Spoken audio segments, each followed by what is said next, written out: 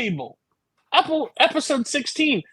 This is getting really close to we're losing people left, right, and center. Okay, every time we do an episode, somebody has to drop out. This time, 2 people dropped out.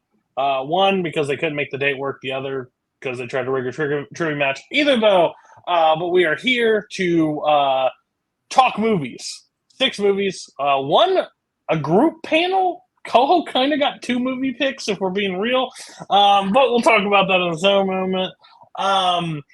I will introduce Koho. Don't introduce your second movie. Well, I guess they know by the clip. The group, decided to kick out Cell Block 99, because I don't know if we all watched at that point or at some point, and we just added Knives Out. It's a November movie kind of time, so it works. But so Knives Out is Koho's second pick, the first person to ever get 2 picks on the show. But what was your first pick? My first and pick, how are you?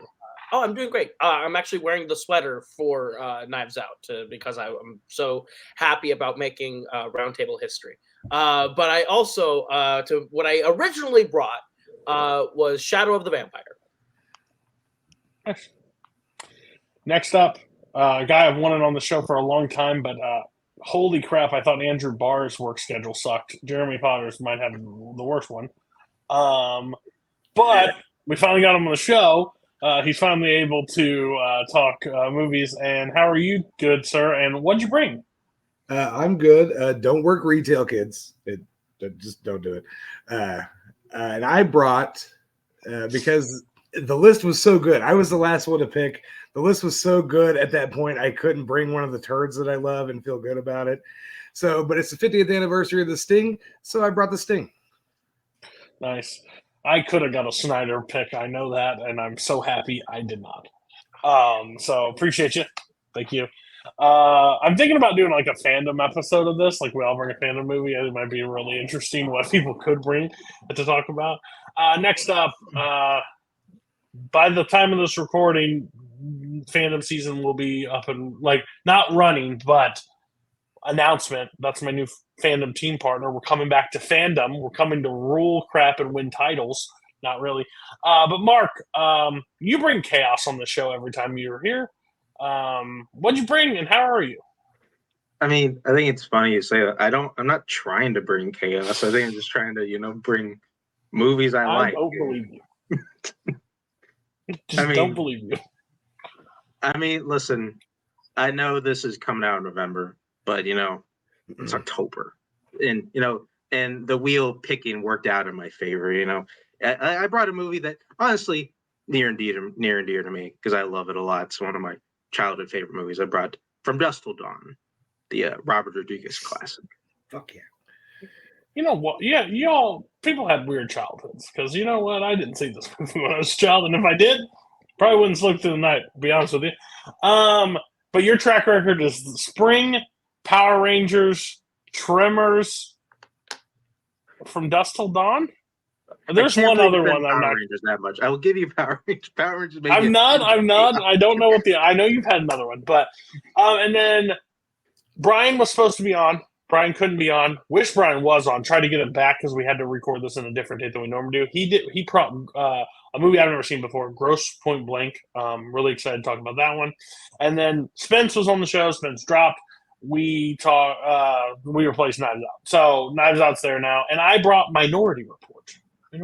So I'll talk about why I brought that when we bring it up because it's the very first movie. So Minority Report. I saw this movie maybe I think I've seen it once when I was younger. I have never watched it again. And I've heard everybody talk about how great it is. I'm like, yeah, and I thought I liked it. I thought I enjoyed it, blah, blah, blah. What I said, I have to pick this for a round table. It will get in there. It's a longer movie. It always Spielberg is always great movies, but his run times are long most of the time. Saying the guy that likes Scorsese, but as long I just didn't go back to it, and I couldn't be happier that I went back and picked Minority Report. This movie's awesome. This movie is crazy good. The complex world it builds is just, I think, what makes it as good as it is. and the twists and turns that this movie takes makes it really good. I'm guessing Jeremy already said this, but Koho and Mark, you had seen Minority Report prior to this, correct? Correct. Yeah. So, was everybody on the panel like? Did everybody enjoy Minority Report before watching this? Like before, did you like it prior to me picking it, or did anybody not like it? It's always been like mid for me. Like I like a lot of it, but then it's also like it looks kind of odd for a Spielberg movie. Like it's very gray and blue, and it's just kind of a weird look for him. But it also captures all the sci-fi. Like you feel sci-fi coming from it, and I don't know. It's a good movie. I don't love it, but I dig it. Yeah, absolutely. I do agree. I don't know how they predicted. Like, I don't know how. Like, it's weird. Not that we have a better grasp on what the future will look like now, but I feel like anytime they try to go futuristic, it's like shades of blue and like grainy like footage because they just don't know how to say, hey, there's ships, there's things flying around. Like it's not normal. I like the idea of the pre-crime, like stopping the crime element to this movie. I think that's by far the strongest point of like what an interesting concept that what are you gonna do? Like could you prevent it? Like that opening scene, like if we're talking about like the opening scene is just right in, like no questions asked. Does a really good job bringing Colin Farrell, like 2000s Colin Farrell, that just kind of a douche every time he showed up on screen in the 2000s. You're just like, this guy's a fucking cock. Like I don't like him at all. But like did he have they're going back in time? They're saying, did he leave the door open? Did he leave the door open? They were able to find the situations, but then there are parts of it that I don't really love, but I'm interested in the parts that you guys liked on the film before we talk about some of the negatives, besides the blue.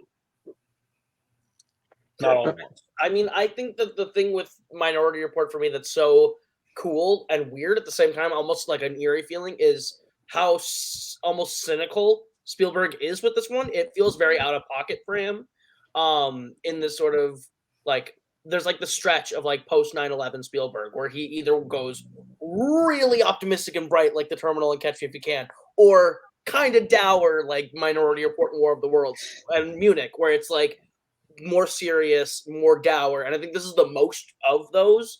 And I think it does a really good job of taking this world and sort of making it feel like a scary reality we could be heading towards. And I think he does a great job of it. And yeah, go ahead, Mark. Sorry. I just want to backtrack because, like you said, like kind of before, I wanted to kind of point this out. I had kind of a funny bring it up just because I don't know if anybody kind of keeps track of super precise release dates. It was a 2002. It was a summer film. I was 10 when it came out. I do remember watching it for the first time as a 10-year-old, and I remember liking it. But I also remember being kind of upset because 10-year-old me really, really wanted to go see Lilo and Stitch, and was somewhat upset that he got dragged to like Spielberg's like a future crime movie instead, and I had to put off Lilo and Stitch for a couple weeks. But part of me, I am glad to come back to this movie. I mean, I feel like it is one of those. I'm kind of similar to you, Cody, where I think I watched it once, liked it, and I think I've kind of come back to it in the last couple of years. And honestly, I think it is quietly one of Spielberg's best. It's one that I think people won't really bring up that much, but I think not only because that's also kind of like in a weird time period of like Tom Cruise's career, which I'm guessing we'll probably bring up at some point. Yeah. Jeremy, you want to talk about anything, or we can go through some moments? No, go ahead. Yeah. Like I said what my initial thought. So this movie could have been like an all-time classic for me. It was heading that direction for me after rewatching it. I'm with you on the Spielberg. Like, I feel like Spielberg struggled in the early 2000s to find something tonally like worked for him. To be honest with you, like he does those two different moves, but I don't think he ever like gets into like third or fourth gear, like in driving. Like I think Minority Report's really good. But it's like The Terminal. I'm sorry, I think that's a garbage movie. People think they find happiness. I find that movie garbage. War of the Worlds is like Like, I don't know. It's okay. I don't love it. I just don't. And then Munich's fine. I think Munich's very boring, if we're being truthfully honest with you. I think it's a good movie, but I think it's a boring ass movie. So he's like trying to find it like this is the man that brings you blockbusters, and every move has to feel like a blockbuster, but they're not blockbusters. That's the thing that I felt in this thing. The problem this movie had for me that lost me was that forced exposition BS moment. And I know everybody knows exactly the moment. He escapes the situation and he finds the one woman that created this situation with the man, and they have to go through this forced dialogue thing of, by the way, they sometimes make mistakes or they sometimes don't. What you need to do is you need to go get the one and get the thing, and blah, blah, blah. Why don't you just put the roadmap on the screen for all of us? I was like, I just don't believe it. Like, you're getting chased in this futuristic world that they can hunt you down and everybody's lost you at this point. I just don't buy that fraction. Like, I wish it was more like, I agree to get the person to find the stuff, but I wish it was like turned in. Mark's going to understand this reference. I don't know if everybody else, because you may not have seen the movie. But like in Shooter, there's a movie called Shooter with Mark Wahlberg. When he's on the run, he feels like he's on the run for the entire movie. Tom Cruise doesn't feel like he's on the run from these people that are trying to stop him for like 50 minutes of this movie. Like, they're just like, I know his face morphs and they do all that stuff. Like, get it. But it's just like this forced, like what's the phrase? Like Deus Machina? What is it? Yeah, just like everything is like, here's the Eagles, here's this, here's that. We're gonna get you through this, buddy. Just follow the path, follow the yellow brick road. I was like, come on. That's the one part that took me out. Because the ending, I think, works really well. I think the beginning works really well. But that middle section, I'm just hitting potholes and I'm eye rolling, which I shouldn't be eye rolling. That's my biggest problem. Well, everybody else did that exposition work for anybody? If you did, I'm not going to fault you by any means, but that's how I felt during it. It was just like, oh, this guy found the X on the map. How did he find this woman? Like, I don't know. Like, my thing is like that it seems like it's really well made, right? Because Spielberg makes good movies, but also he sets a murder mystery in a world where there shouldn't be murder mysteries. And it all boils down to a guy manipulating videotape, essentially. Like, it's not really a mystery. He's not doing much detective work. Like, they're running, and then he kind of stumbles upon some stuff. Like, he gets to the place and gets the thing, like you said, and that's how you get resolution. So, but at the same time, he's trying to do like an enemy of the state in a world. It gets kind of jumbled for me, but it's fun sci-fi still. The sci-fi stuff is really good.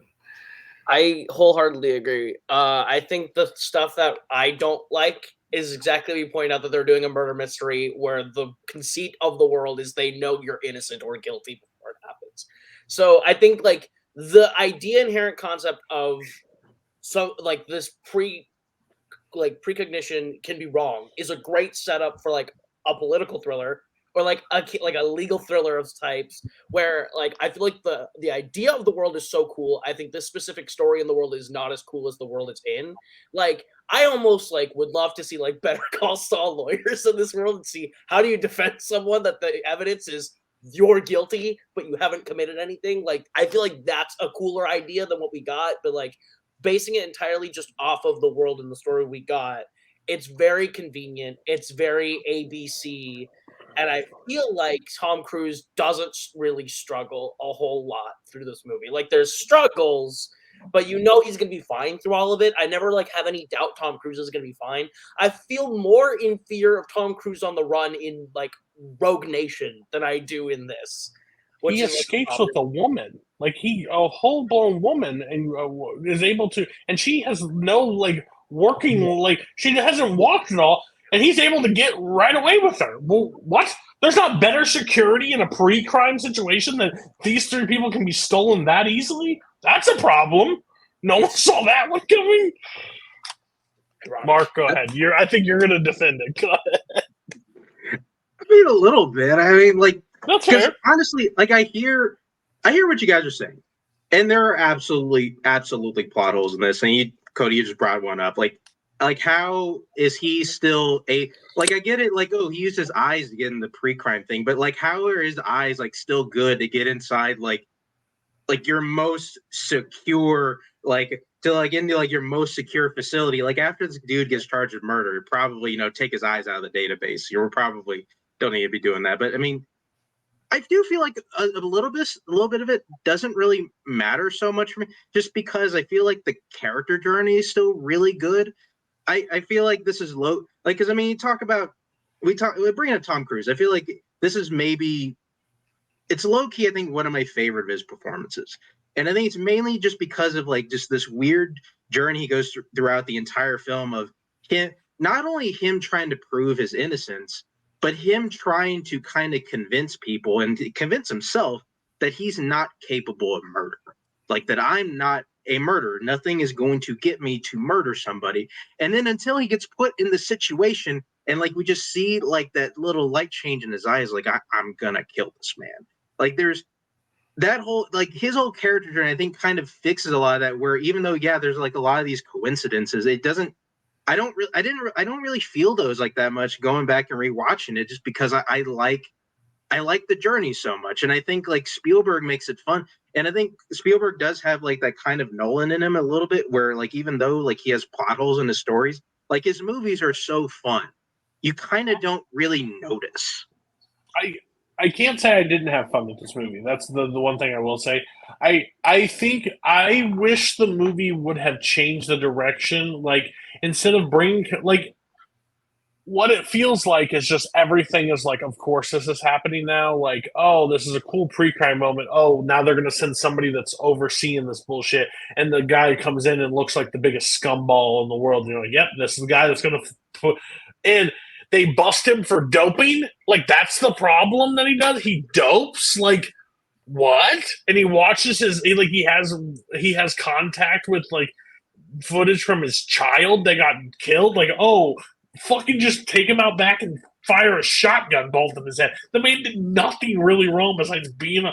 That's a leave of absence, all right? Go do the substance abuse program and come back to your job. They're treating him like he's a World War, like the terrorist of this group. It was wild.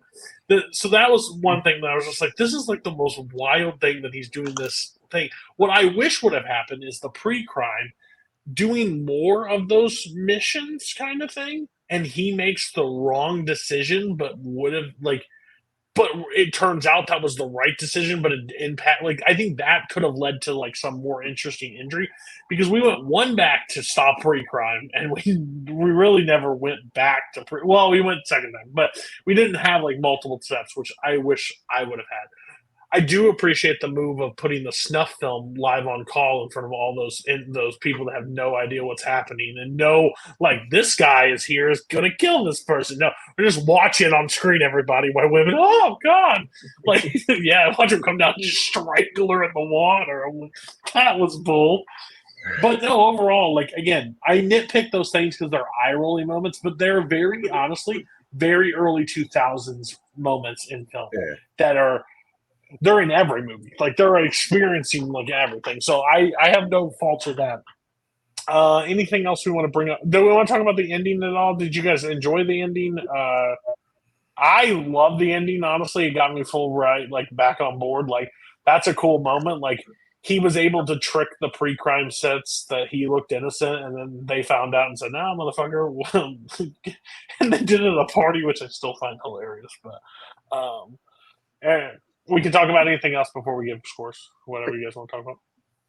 I want to bring up one thing really quick, just because like it's kind of like just quick thought on it. Don't want to spend a ton of time on it, but I think most of you may be familiar with like kind of the like fan theory, whatever, that like the last like 15, 20 minutes is probably just like a dream of him like inside, like inside like his little. Like like whenever he's at the pre-crime jail thing and he actually just imagines like what happens last time, which I don't think I can fully discount just because a lot of leaps I think happened in those last 20 minutes. I'm just kind of curious if you guys kind of felt that way, like in those last 20 minutes. I didn't know that was a fan theory out there, so that's interesting because I felt at the end, I like the satisfaction of the end, but I felt like this is Well, I felt like this was convenient in the movie, like a lot of the time. Like, this is very convenient that this happened, and it's convenient that you've been chasing, you found this woman.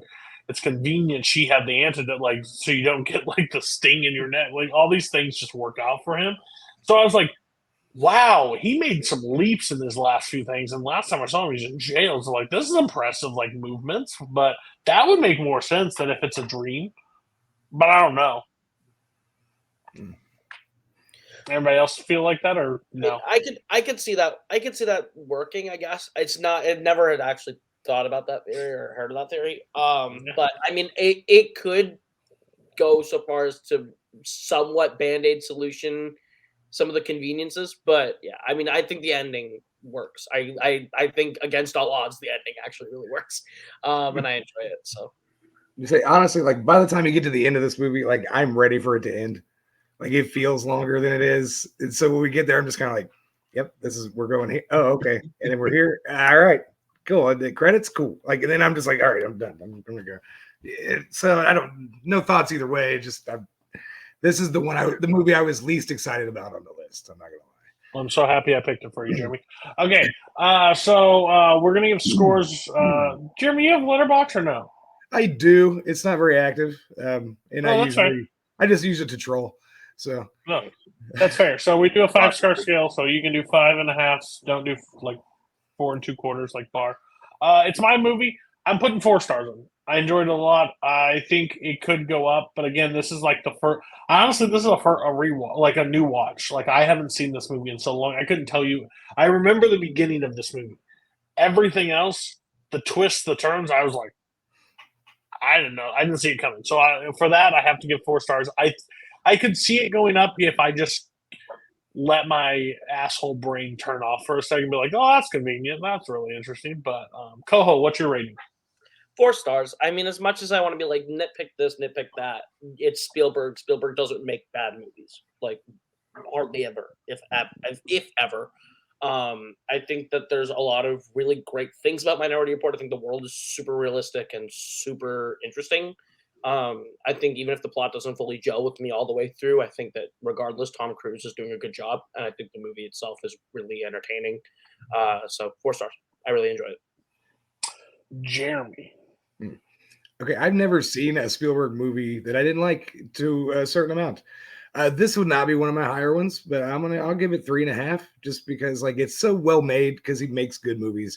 Every performance is good. Like the precog girl kind of gets on my nerves at some point, but she's been laying in a tank. Like she was never living life. So some of the weird stuff kind of couldn't she be a mute? Yeah, it's kind of my thoughts too. But yeah, I'll give it 3.5. Mark. Yeah, despite the Janusz Kaminski trying to blind us the entire movie of his fucking lens flares, it's still a really great movie. I think it's quietly one of the best sci-fi movies of the 2000s, one of Tom Cruise's best movies. I think it's quietly, I think, one of Spielberg's best movies. I think it's a top 10er. It's 4.5 out of 5 stars. I like it a lot. Oh, the lens flares of the 2000s. Gosh, if directors could go back in time and not do that, they would, I'm pretty sure. Okay, so we are going to Brian's movie. Brian's not here to describe it. We're doing Grosse Point Blank. I'm just going to get this out of the way. It's always a problem for me in every movie that has a killer. This man is not a killer. By any stretch of the imagination, is not a killer. He is just not. You can't pass it. You can't believe it. All the shots, everything. Like, okay, this is like Koho picking up a sniper rifle. I'm sorry. The entire time, I was like, that man is not killing anybody. Push come to shove, Koho's not pulling the trigger, and if he does, he's shooting him in the toe, not in the head. So, but with that being said, this movie is great. This movie is great. Way more than I thought I would enjoy it. The interesting the world that they're able to create in this small area. This movie should fail on every level across the board. He's a killer. Dan Aykroyd is in this movie. Like that's enough to tell me. Like at that point, I think Dan Aykroyd's a fine actor, but like he's also shooting people. That's not real. That doesn't exist in life. So like. overall, this is goofy. A high school reunion. He has to go back and kill. He works for the thing. But they know how ridiculous of a premise this is, and they just work it the correct way all the way through. Great character actors through this entire movie. The moments that he's just interviewing, well, how's your life? I haven't seen you in a while. Yeah, I'm a professional killer. Huh? Good for you. It's just like those moments because they don't buy it either. Like, it doesn't make sense. So, did everybody see this movie prior to Brian picking it? Besides Jeremy, I know Jeremy picked it. No, this is my first time. First time. For me as well. Perfect. So we'll go to Jeremy first. Jeremy, did you enjoy this movie the first time you watched it? And how did you feel on the second watch? So, like, my history with Grosse Point Blank goes back to when it was released, probably like on VHS. Like, I used to have a movie that I watched a lot that had a trailer for this movie, and I was like, I gotta see this movie at some point. And I was like, I love Dan Aykroyd. I don't know who any of these other people are, but Ghostbusters is shit. Come on, Dan, let's rent this movie. And eventually I watched it and I laughed my ass off at 10 years old, 12 years old, whenever I finally saw it. And I've watched it periodically every few years since then. And then just again the other day, just to make sure it's nice and fresh. And I like it just as much. But I feel like this movie started as like a serious movie. Like a script was probably like a tormented killer that's trying to not be this anymore. And he just kind of, the trigger is the high school reunion, and he's going to go home and just try to reconnect and be better. And it probably wasn't much of a comedy because of Joan Cusack's character. Like, I don't know why she's there, and all of her scenes, like, she's by herself. And I feel like they kind of like wrote her in once they got John Cusack. He's like, yeah, get my sister and she can be my handler. Like, and then it just kind of became this great comedy that it is. Cause I think it's great. I think it's fantastic. And like you said, he doesn't seem like a killer, but that's because this is a mid-90s like self-aware comedy. Like, nobody seems like what they're supposed to be. Everybody's anxious. Everybody's got, they're angsty. You know, that's just the way I look. He wears all black, and the teacher's like, "Oh, you look like a mortician." He goes, "Yeah, well, you know." He does that. Like, he's just like, everybody's very much aware of what's going on in the movie. And Dan Aykroyd trying to pitch a hitman union to get him to sign up is one of my favorite characters he's ever played, because he's not really there as a killer, because he doesn't seem like a killer either, right? Nobody does, except for the little short chode of a guy. Like, he's the only one that seems like an assassin because he just looks like it, you know, and he's there to do bad. He doesn't do anything else. He blows up the Quick Mart, all that shit. But the jokes, man, they hit. Like, it's fast talking. Like, it's a very 90s movie. It's very quick wit, joke, jab, and then now I got to deal with something. Okay, then joke. But I love it. With Dan Aykroyd, and they're in the diner, and he's like, "I'm going to shoot you in the head and fuck the bullet hole." Like, I'm like, this is just the greatest thing ever. I love it. It makes sense why Brian definitely picked it. Koho and Mark, how did you guys feel on your first watch? I'm going to go over to you. Okay. I will concur with Jeremy on one thing. It's like it was certainly made in the 90s, and I feel like every frame of this movie reminds me it was made in the 90s, especially since the soundtrack of the movie is great the 90s. Great soundtrack. Like, I feel like because I feel like for like the first half, I feel like that kind of overpowered me a little bit. Like, it honestly, for a while, like, it felt like if John Woo intentionally made a comedy, and like that's what Grosse Point Blank is, like, which is fine. I like John Woo, you know, I think what got me is I think eventually I became really charmed by Cusack's character, and I was really charmed by Minnie Driver's character, and I liked their relationship a lot, and I also liked his character motivation by that. I think this was a movie I kind of had to warm up to eventually. I think also, like, a neat thing, which I never really thought that maybe this wasn't a comedy.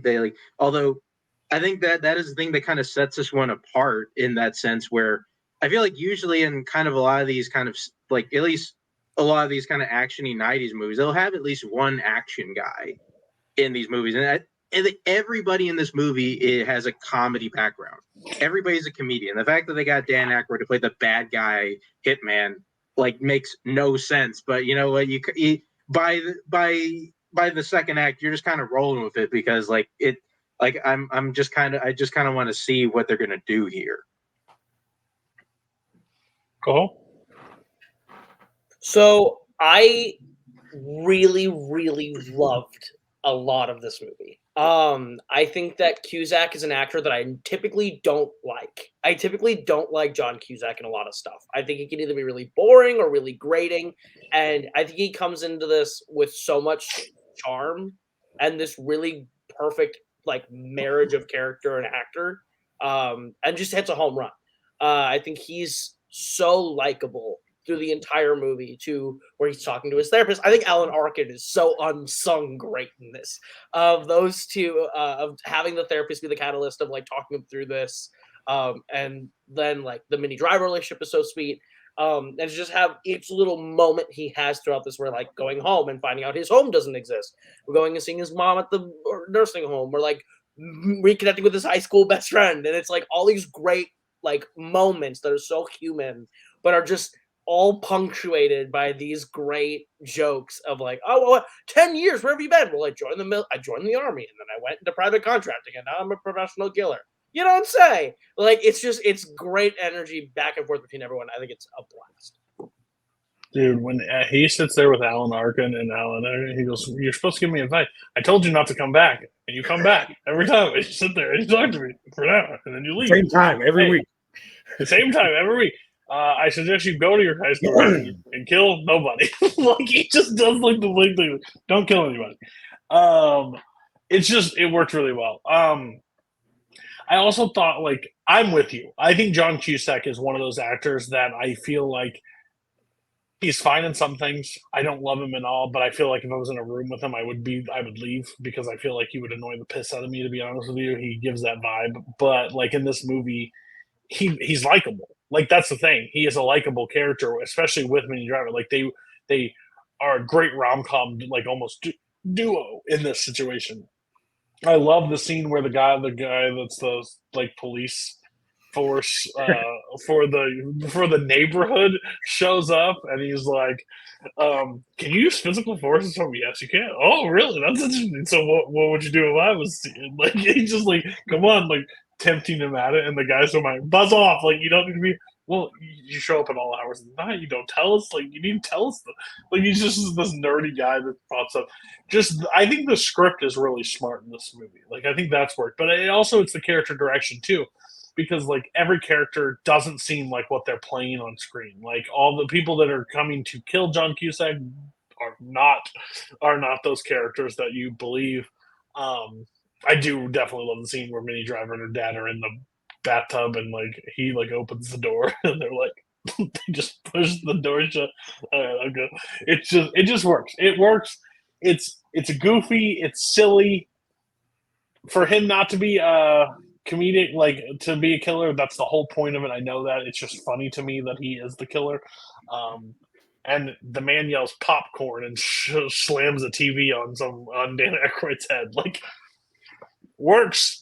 Just works. It's goofy. It's silly. I don't want to cross over anything. I do love the scene where he pulls up and his house is like a grocery store or convenience store. Like, that just sucks. Like, you've been gone that long, you don't even know something is there. So, anybody else want to touch on something before we move off for Grosse Point?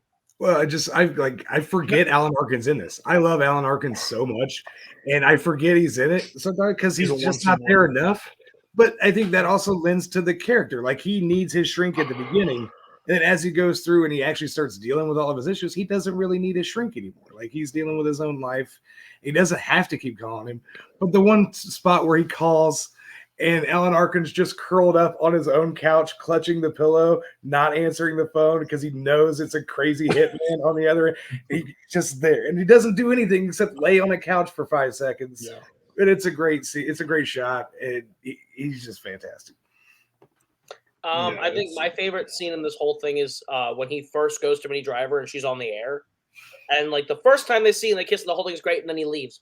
And then he comes back in and it turns into what it should have been the first time, an interrogation, but doing it on the air, and how clearly uncomfortable he is, like in little ways, just because his back's to the door.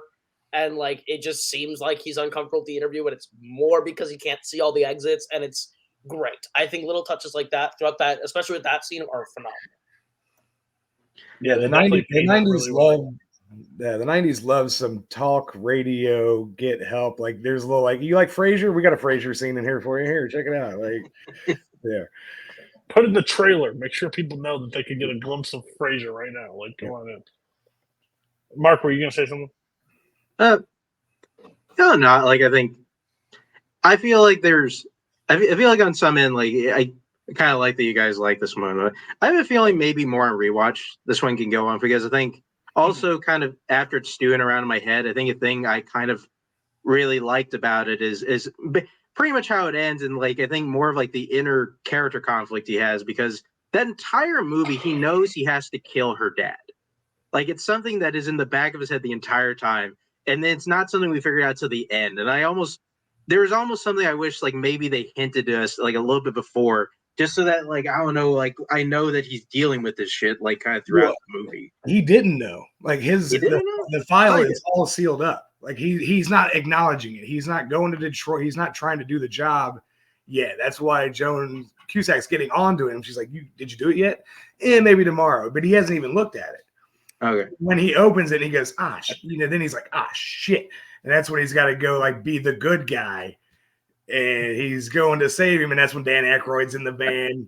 He's like, get the car, man. But when you, as a watcher, when you see that guy in a movie, you know there's something else going on because he's a part in Judge Dredd. He shows up in these movies and he's like important, but then not really important.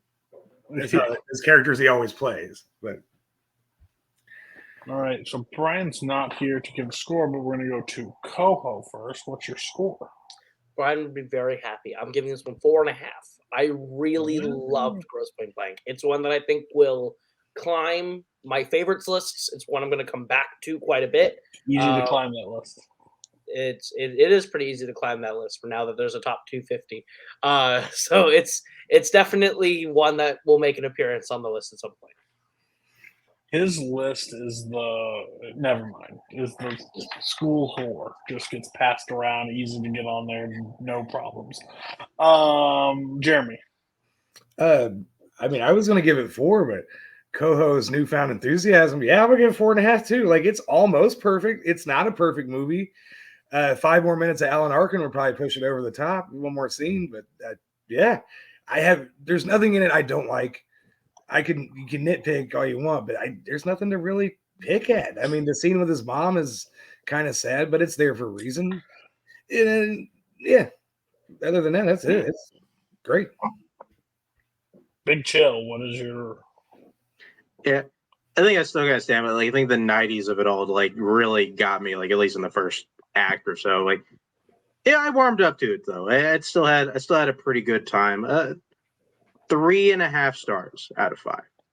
Still, what's wrong with the 90s? Good. You were born there, so were I. What's wrong with the 90s, man? Okay, I'm going 4 stars.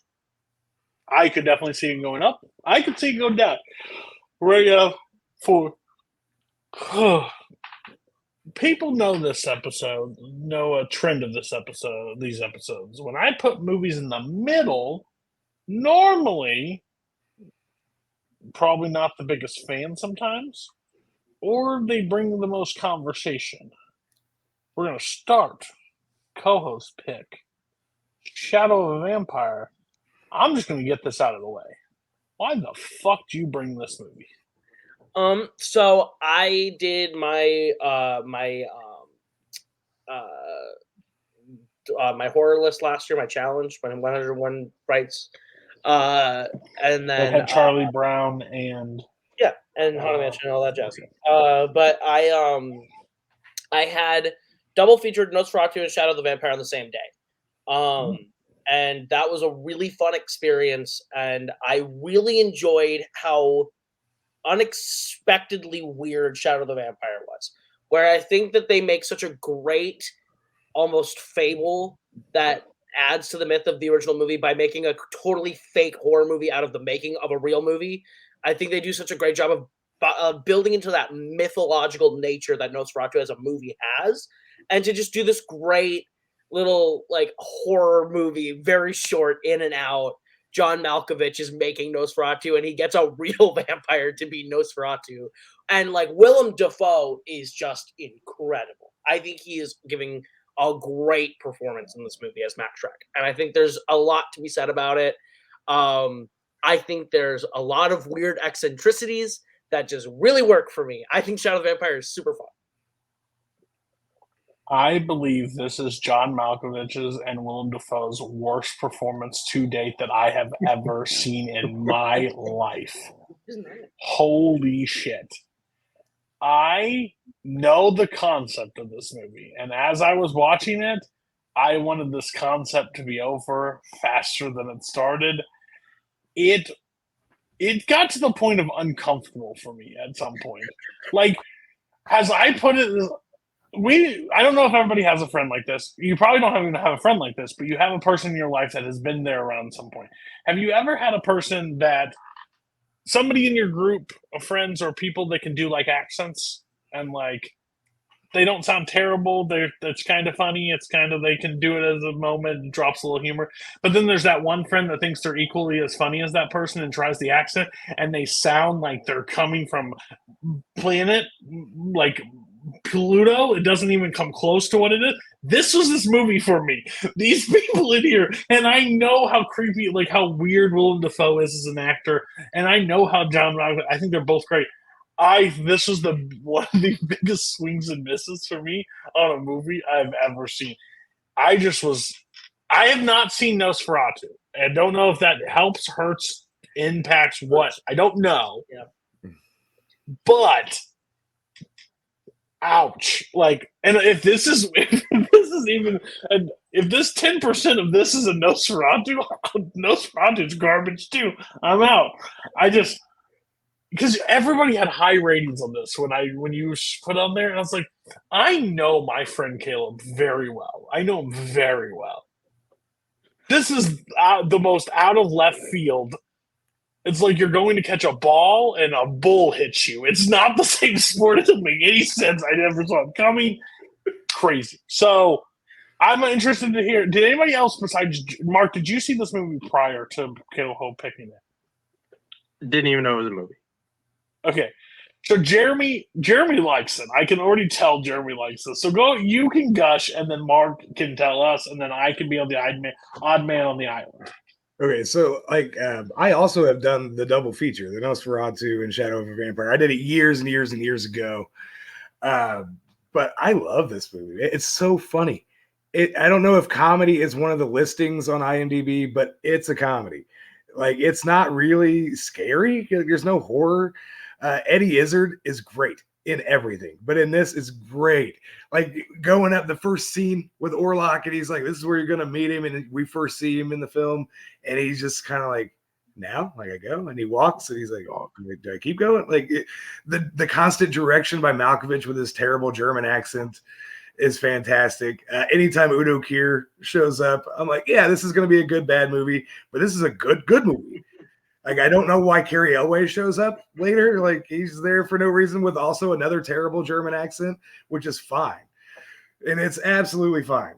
But if anybody who knows me knows how much I love The Lighthouse. So I love when Willem Dafoe gets to be super weird. And this is the first time I ever saw him get to be super weird, which I think probably helps my love for that movie. But the scene where he's sitting there and he's, and he's looking and he's like, I want makeup too. Like, it's ludicrous. Like, this vampire that's there to to be the role because he couldn't make the Dracula movie he wanted to is getting kind of prissy. He's getting kind of like he's getting like he's the star and he's like, I want, like, it's so absurd. And I love every second of this movie. Every second. All the way to the end. Every second when he's cranking to the end, watching everybody die, and he's like, yep, this is good shit. Like, and he's just like, keep it going. Okay, now lift the thing. All right, now, and we're done. Like, cut. Like, it's such a movie-making movie, but how to make a terrible movie. Like, I don't know. It's just so much fun. When you said Lighthouse, that makes perfect sense, because as soon as I watch The Lighthouse in this community, everybody goes, who the hell told you to watch The Lighthouse? Yeah, same feeling. Not me. Mark, I'm interested.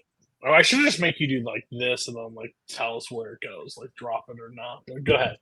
I mean, I feel like I do that already with the inflection of my voice, but That's true. I mean, I liked it. I mean, here's the thing. Like, I find it interesting, Cody, that you say this is maybe like Malkovich's best performance. Like, he's just John Malkovich. Like, it's like I literally said worst like, hey, performance. Worst. Don't ever put best in my mouth again. Oh, well. That's Cyrus the Virus, okay, sir? Cyrus the Virus is his best performance to date. So. Honestly, like, he kind of feels like the same guy.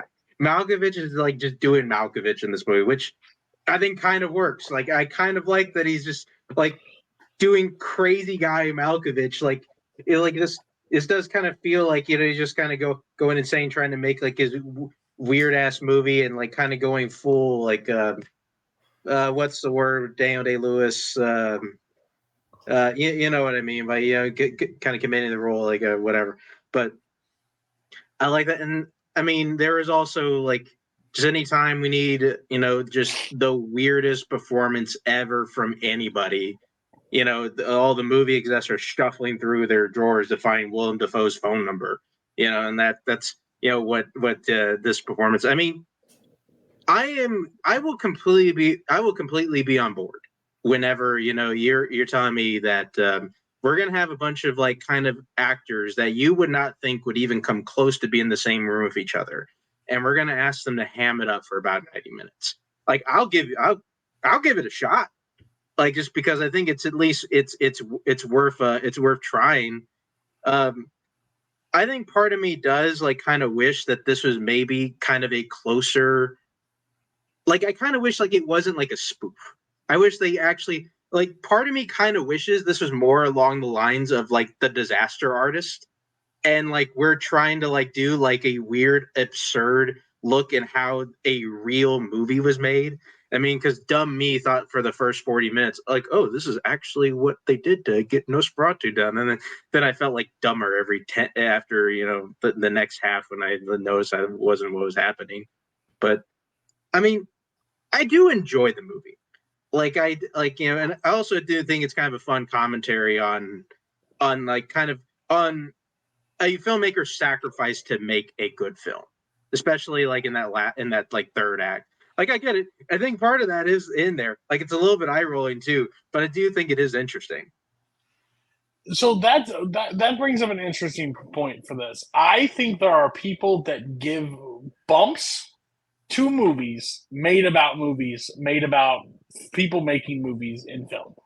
It's in this community, especially people like when they inspire or people are rolling a camera or something. The difference is I can give a shit less. Ed Wood was like this. People's like, oh, you'll like it because of this, and that. No shit. This same thing. I don't care if you roll the camera. Do not care. If Nosferatu is this bad, then maybe we shouldn't give credits to movies that were so old just because they are so old. Like, wild.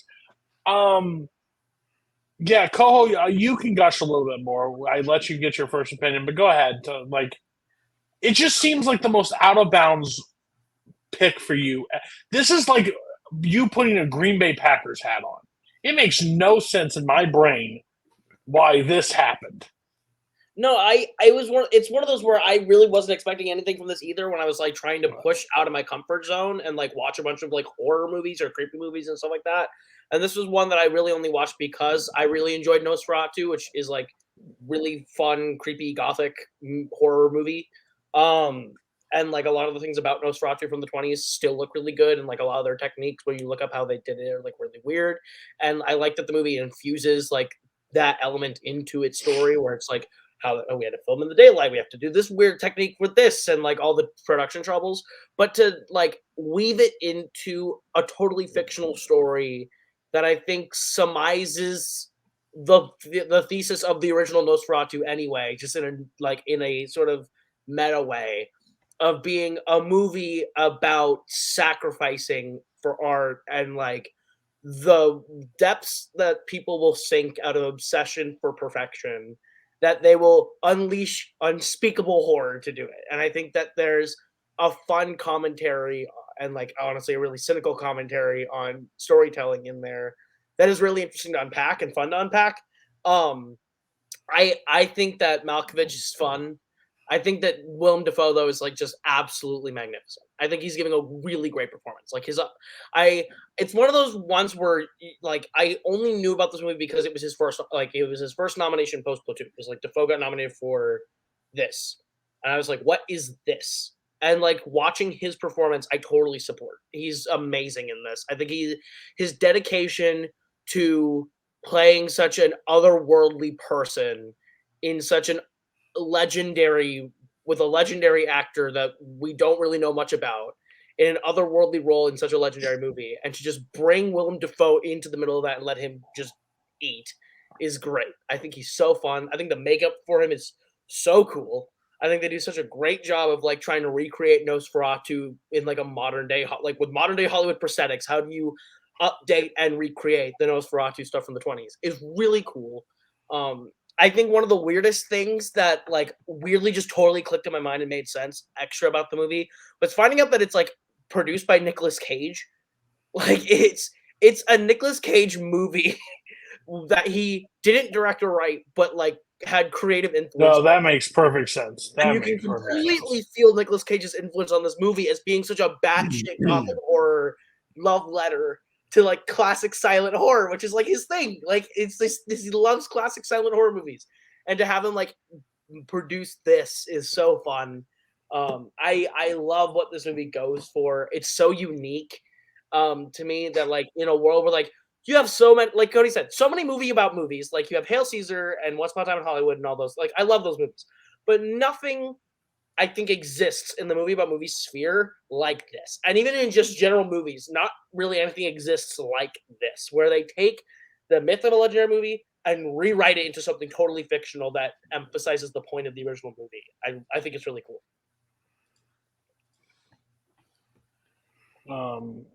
I did chuckle. I did laugh once when Nosferatu, what Willem Dafoe stabs the one guy with the slide, and he lays there, and he's like, "Hey, can you hand this to me? Like, can you hand it?" And he's dead, like sitting there. I was like, it was almost like a motherfucker. Like, okay, cool. And I was just checked out. I do not want to skip over just because I don't like this. This is nothing against Koho. Like I said on this show, you pick what you pick. There's no issues. It's just the movie itself didn't work for me. Any other moments you guys want to bring up before we get ratings on this? Well, like I think at the end is interesting to me because he's got the whole setup where he's doing the final scene, but it's obviously getting out of control. But it's like John Malkovich's character, Murnau, knew it was going to get out of control because he's got the safeguard set up to bring the sunlight in. So he'd already planned on killing the vampire after his movie, like making his movie. He's going to murder this vampire that he went and hired to do his movie. And then, of course, the prop fails. It doesn't work because, you're making a movie and shit goes wrong. And he kills 2 more people, but keeps rolling. And eventually, like, the locals pull it open and turn him to dust or whatever. And it's completely absurd, but it's a great twist on a film that was made, but none of the things that are involved in this movie obviously happened. Because it's just...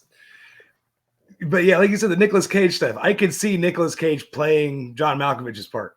Like he could have done that and been as manic with a terrible German accent also. But I think Malkovich kind of gives it mellow, like more of a guy of the time and art for the sake of art. And my art's going to be perfect. And just get the shot. Get the shot. Oh, he killed my cinematographer. Let's fly another dude in out of nowhere, drop him off on a plane in the middle of a field. And he's just going to go, okay. Roll. Like he's already ready. He has no idea what's going on, but he's looking at a camera. He goes, cool.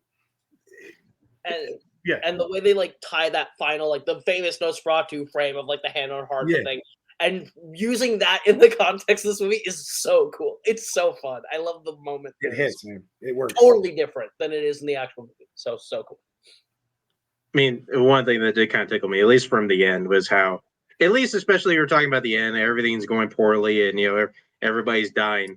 And for whatever reason, at the very end, Malkovich is still playing director. And he's trying to direct Nosferatu. And he's actually going along with it on some level because, he's like, well, I've been doing this. I might as well make, a good movie. Might as well commit to the part in this last bit for, some dumb reason. Okay, Sit up. we're gonna give Sit up. scores. Koho, I made you go first last time, but this is your movie, so what's your score? I go 4. I give it a solid 4, like teetering towards the upper echelon of my 4-star range. I think that definitely like I can hype it up and like highlight it as much as I want. There's definitely problems with Shadow of the Vampire. But like I think that on the whole, the sum of its parts, the ideas it's going for, the big swings it's taking, I think are something super commendable. So I really enjoy it. I give it 4 stars. Preparation H does feel good on the whole. Sorry, every time I think of that, I think of Austin Powers. Jeremy. Yeah, I mean, I'll say 4 if we're doing the letterbox thing. Yeah, it's obviously not perfect. And if I didn't enjoy it, I would I like it a lot. So, I but 100% agree with you. if I was coming from the other end of this and went, I don't get this at all, like it would get a 1 star. So if it whatever score it gets, it deserves. I feel like, but I'll give it 4 because I personally enjoy the hell out of it every time. Mark, let me down again. Go ahead. I'll let you down slightly less. I enjoy this thing hamming up, and I'm kind of glad Ko put this up because I think it was a neat discovery. I had no idea this movie existed. Glad I saw it. 3.5 out of 5 for me. And anybody keeping track of my ratings on these things, I've now, without some of these being rated yet, but 79 films are in their spots. Terrifier 2 is the worst film I ever watched. Poggy Beach is the second worst. Altered State is number 3. And Shadow of the Vampire joins the bottom with the 4th with a 1 star. Yeah. I will never watch this movie again. It got a full star, it got a half star for the 1 laugh, and it got a half star for being a little less than 90 minutes. It's right under Idle Hands and Vampire's Kiss, which seems on point for me. Idle Hands, come on, man. It's better than Idle Hands. Yeah, you and Mike Hanley. Mike dropped Idle Hands and ran. Let me tell you, he didn't show up and pick that drop of a movie. We're gonna go to the same, basically in the same realm. We're going from Dusk Till Dawn, kind of vampire-ish. So, Mark, why'd you bring this? Besides that you're a fucking maniac. Well, I think I'll be honest. I just to get a peek behind the curtain a little bit. I made a list. Like whenever Cody asked me, I made a list movies I'd want to talk about. And usually, if I have no idea what I want to do, I'll just put the top 10 of it, whatever, and I'll just throw it on a wheel. And last man standing on the wheel, I just put out. It. So I knew immediately whenever I knew it was going to be on multiple episodes of the show, From Dusk Till Dawn was going to be one of the movies I want to talk about, just because I think everything about this movie is so fascinating. Just every aspect about it. It's such a weird movie to exist. And I feel like it's a strange thing to say about it, but because when I look in the context of who's in it, I think it's a weird movie Harvey Keitel to be in. I think it's kind of an odd film for Clooney to be in, especially because this is the only movie where he plays like a truly unlikable guy. I don't think we really see him do any. Usually whenever he plays a criminal, it's kind of the suave, likable, Danny Ocean type guy. And in this one, there's nothing really likable about Seth Gecko as a character.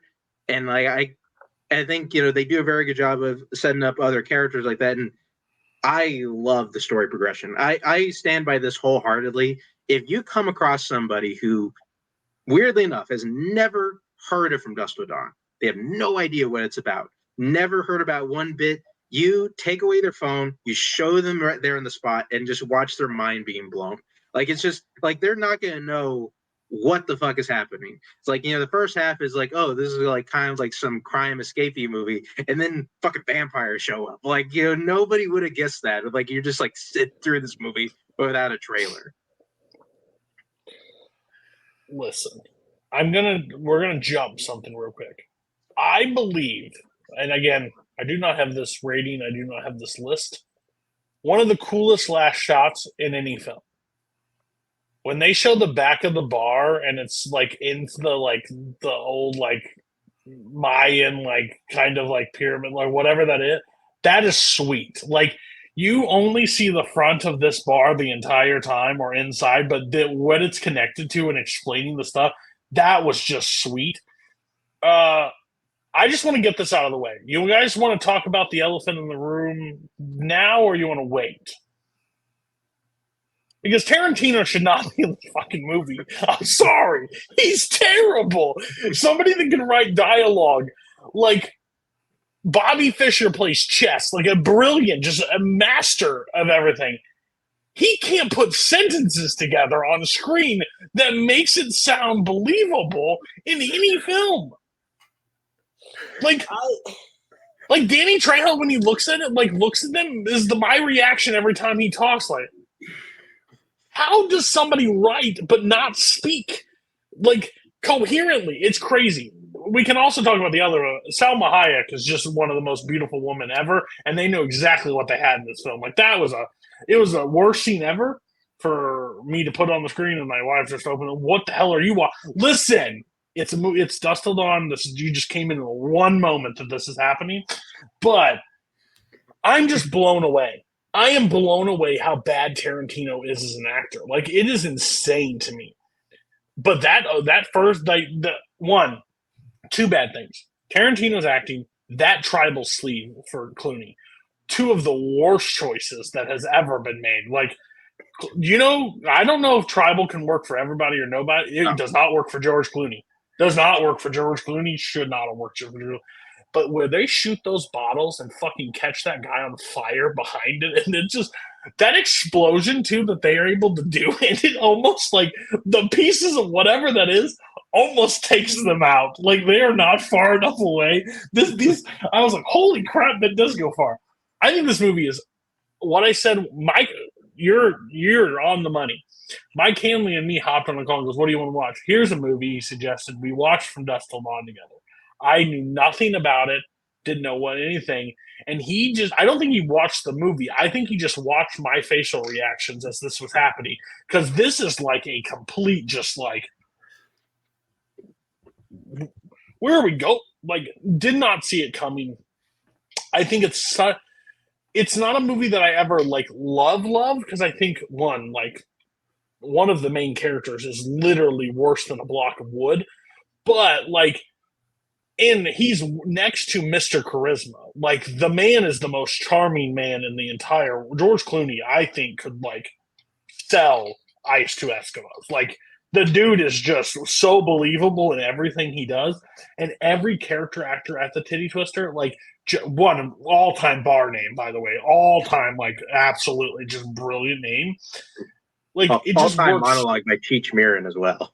Yeah, I literally logged it again today, and this is literally Mike Hanley out of the blue. What's in Mexico? Mexicans. Like, he just without fault just dropped it right there. You know what's in Mexico? Mexicans. Like, it is a wild movie. It is somebody just this should fail every time. If out of 100, this should fail 99. This is the one time that this concept and everything works as a complete like sweep. I think this movie. I find this. This movie's more fascinating than good for me. I just think like because like what you said, I think this is the perfect like icebreaker movie for like friends. Like, like, hey, you want to be friends? Let's go watch Dusk Till Dawn. I want to see how you react to that, and how you react. We'll see if this goes any further, because like. It is a crazy movie. Like, it has so many elements that are just out there, and it literally flips so drastically at one point. Some of the grossest body horror ever, which I hate, but I'm on board for in this movie. So, Koho, did you see it prior to this? I had seen it in parts at like a friend's place. This was my first time like watching it from start to finish. Are you guys still friends? No, actually, we are not. That no. makes a little bit of sense. Because I was gonna go to Jeremy first, but I already knew right away that this is 100% like on Jeremy's like level of a film, or I may be completely wrong. No, you're more than correct. Yeah, exactly. Like you put Dusk Till Dawn. There's two names that are under, probably three, of honestly in this community. It's going to be Brian Michaels. It's probably going to be Mike Hanley and Jeremy Bonner. Like those names, this movie is 100% made for. And if not, it doesn't make any sense. So did you enjoy this or did you not enjoy this? There's a lot of pieces to this that I should love, right? Like Tarantino sucking I on love toes. You George like it or Clooney. no? I love George Clooney in like everything. George Clooney's like one of my guys. I love him. I think he is so miscast for this movie. I think the tribal tattoos and the like he does not belong here.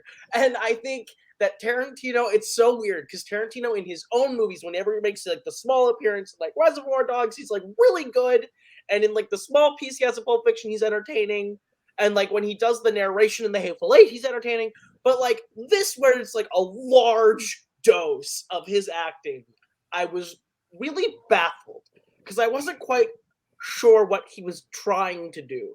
And then the most interesting element of this, where I was like, wow, that's a choice, is to make, not just have Tarantino be a lead in this movie and George Clooney to be a lead in this, but to make them brothers is baffling. I think there's a lot of choices Rodriguez makes that I think are just flat out crazy and weird.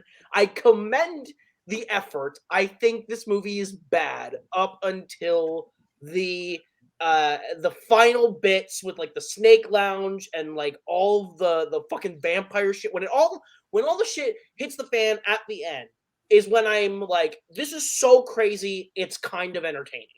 But everything up to that point, I'm various levels of in and out. It loses me as fast as it gets me. I would say it's the movie on the whole ends up being fine. I'm not like offended by its existence. I'm not like applauding its existence. I could maybe watch it again if inebriated or held hostage, but it's not terrible, I guess. Did your friend pick the movie or did you pick the movie? My friend picked the movie. That's why you guys aren't friends anymore. That's really interesting. And it's also weird that Tarantino does become a vampire at this movie, and he's a better actor as a vampire than he is when he can speak English. I love you too, Sean. Look, you can talk. It's great. I think he is cast specifically for one scene in this movie with the foot. That's the only reason they cast Tarantino in this movie. Hey, I need you in this. No, I'll let you suck some. I'm in. I'll be there tomorrow. I'll do it for free. Jeremy, gush. Go ahead. So this movie, because this was also 96, right? 96? Yes, I believe so. So this caught me right at like 9 years old. And my dad let me watch a lot of movies with him that I shouldn't have been watching at ages I shouldn't have been watching. You and Mike Hanley are lost brothers. My dad, like I was a Disney kid, like full tilt all the time. Like if I was by myself, it was Aladdin on repeat and Lion King on repeat and stuff like that. But my dad would be like, well, guess what? We're watching Under Siege tonight. Just turn around for this part because I don't want you to see boobies. And that kind of parenting, because he's a single dad. So he wasn't about to like let the kids, we had one TV, one VCR. That's how the household was. So when dad was home, we're watching what dad watches, whether it's Murder, She Wrote or whatever. We'll get into mystery stuff later because that's also a big part for the movies coming up. But this movie changed my life, guys. Like this movie turned me from little Disney kid singing Prince Ali to going, hey, who's that? And why is she turning into a vampire? Because that was the thing at first, it was, hey, I know who Cheech Marin is. I know who this is, those kind of realizations. And then growing up, rewatching it. I've seen this movie 30 times or more, probably. I mean, tons. I'm a Robert Rodriguez stan for life, and it started here. And maybe not Alita, but everything else, just about. But I will completely disagree on the Quentin Tarantino critique. I think if you're a guy trying to make a movie and you got a buddy that looks like Quentin Tarantino did in the mid 90s and who has the name, because Pulp Fiction, like the name Tarantino was big now. Like everybody's like, oh, that's Quentin Tarantino. He makes good movies. But also, he could be the creepiest, sleaziest, grossest dude that you want, and he nails it. Like all of it up to that. And then when he's talking to Juliette Lewis, but it's in his head, like that part, I'm like, like I cringe every time. Still, I'm like, shit, that's bad. Oh, bad on a list. He should, when he talks to females in this, he should be put on a list. It should be a red dot on his house. It's terrifying. The fact that it cringe makes me, as an adult who's seen it so many times, like go, ick. Like I'm like, that's good. That's good. He should have been a character in Spotlight. He could have been in the. That's what I get every time. They should have put him in Lithgow's fat suit and Bombshell. It would have been perfect. Oh my god! Yes. I've always loved vampire stuff. You know, I'm a big vampire guy. But when I say vampires, I mean vampires that want to eat you, Twilight. Not vampires that want to marry you, or vampires that they just don't go outside because they're just too goddamn shiny, or they're misunderstood and they have a show that runs for way too long on the CW. Like, not those vampires. I want a vampire that wants, like John Carpenter's vampires. I want a vampire to walk into a room and rip a dude in half. Like, these are my kind of vampires. And it's not just that they change. Tom Savini turns into like a rat dog vampire. That's cool. Quentin Tarantino looks like the villain from The Mask. I don't know if that was the same prosthetic and they just put stuff over it, but his face gets real big for whatever fucking reason.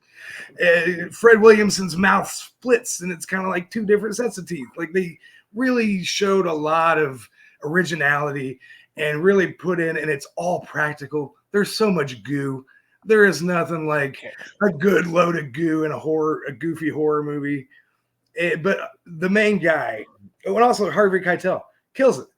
Like, he has a backstory. Like, he's a developed character when we meet him, and we get a little bit more developed to tell why he's on the road trip and what's going on and why he's the Deus Ex Machina of this movie, because he is. He's the how does he put it? Like about man of God, like, you know, mean motherfucking man of God or whatever they say.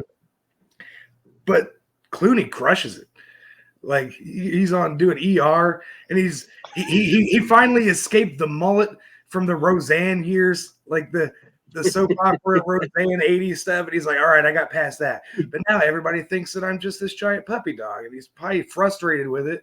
And somebody's sending this script, and he's like, girl, I get to shoot people in the face. I get to kill. I get to say fuck 1,000 times. I get to make teenagers drink in Mexico. Yes. Like, it was like something for him to just go have fun. And he was probably like, yeah, maybe this guy's got a bunch of tattoos, because at that time, not everybody had tattoos. So if you have big tribal sleeves and it's up in your neck, you must be a bad motherfucker. Like, that's how it works. So yes, I love this movie. And I watched it with my wife the last time, like, to get ready for this. And when Salma Hayek comes out, you know, and she's like, oh my God, look at that snake. And I go, what snake? Yeah. She didn't think that was funny. I don't think she thinks. What color was her hair? What color was her hair? I don't know. What? Right? She had hair? Yeah. No, I'm just kidding.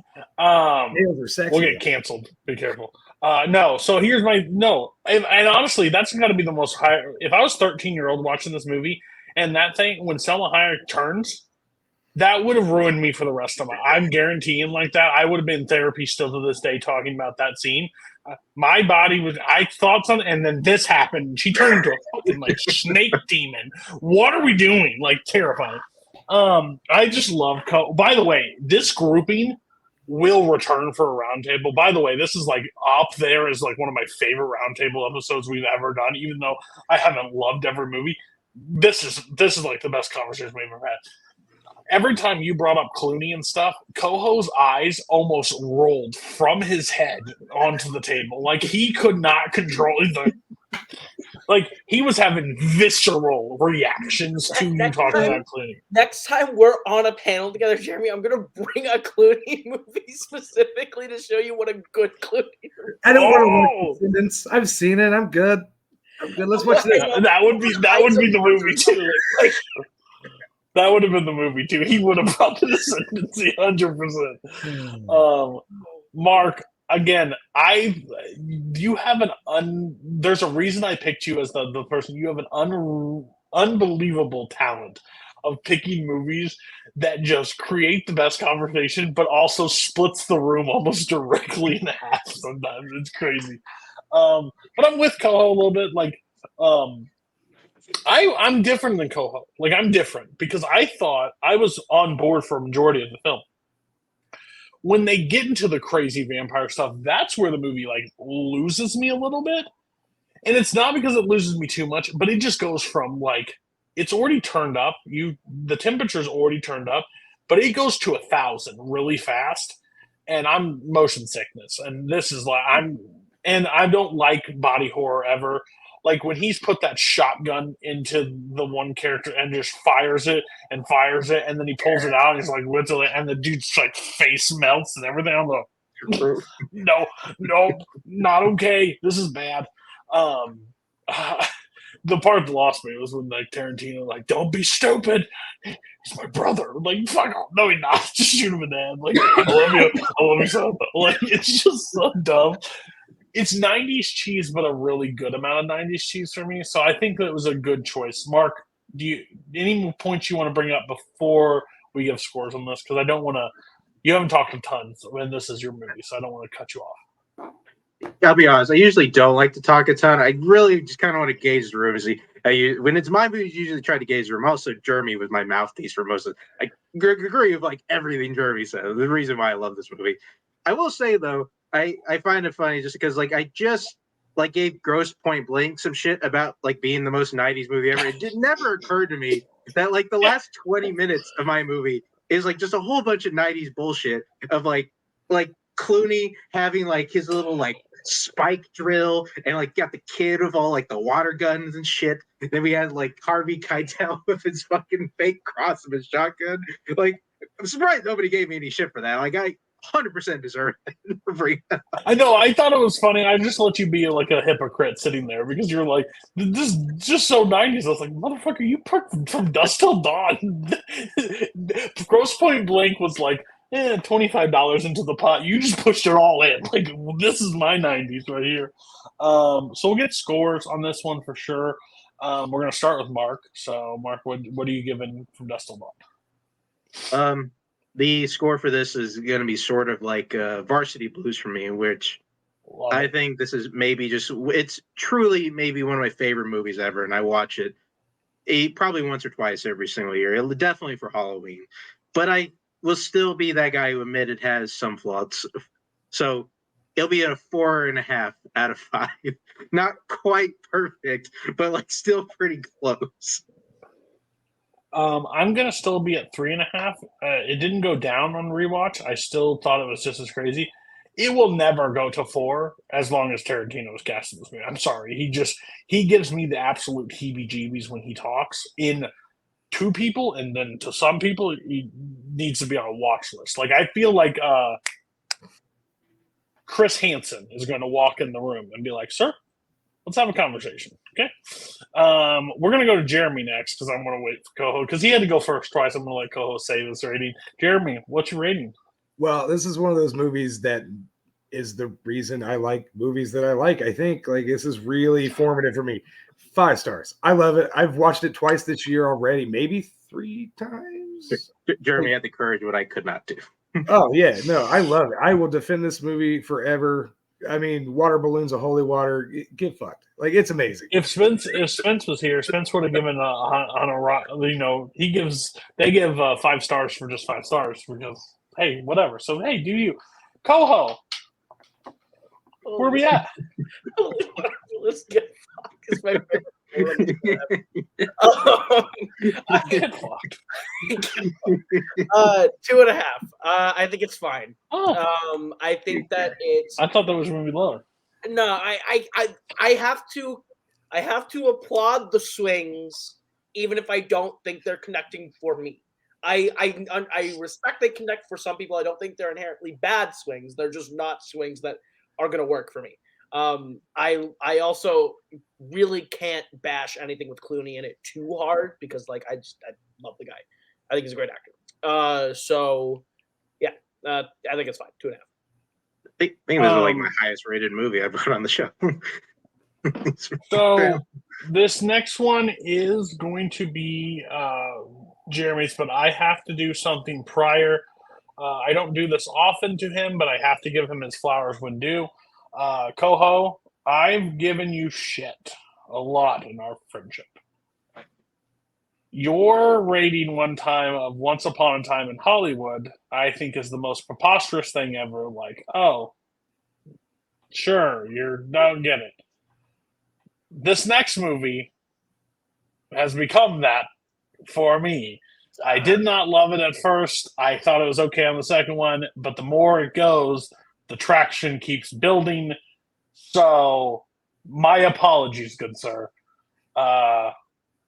Maybe I was just more mad because we used to be a united front and you stabbed me in the back, but I did that to you with Bohemian Rhapsody. So, Yeah, exactly. that's fair. Jeremy, The Sting.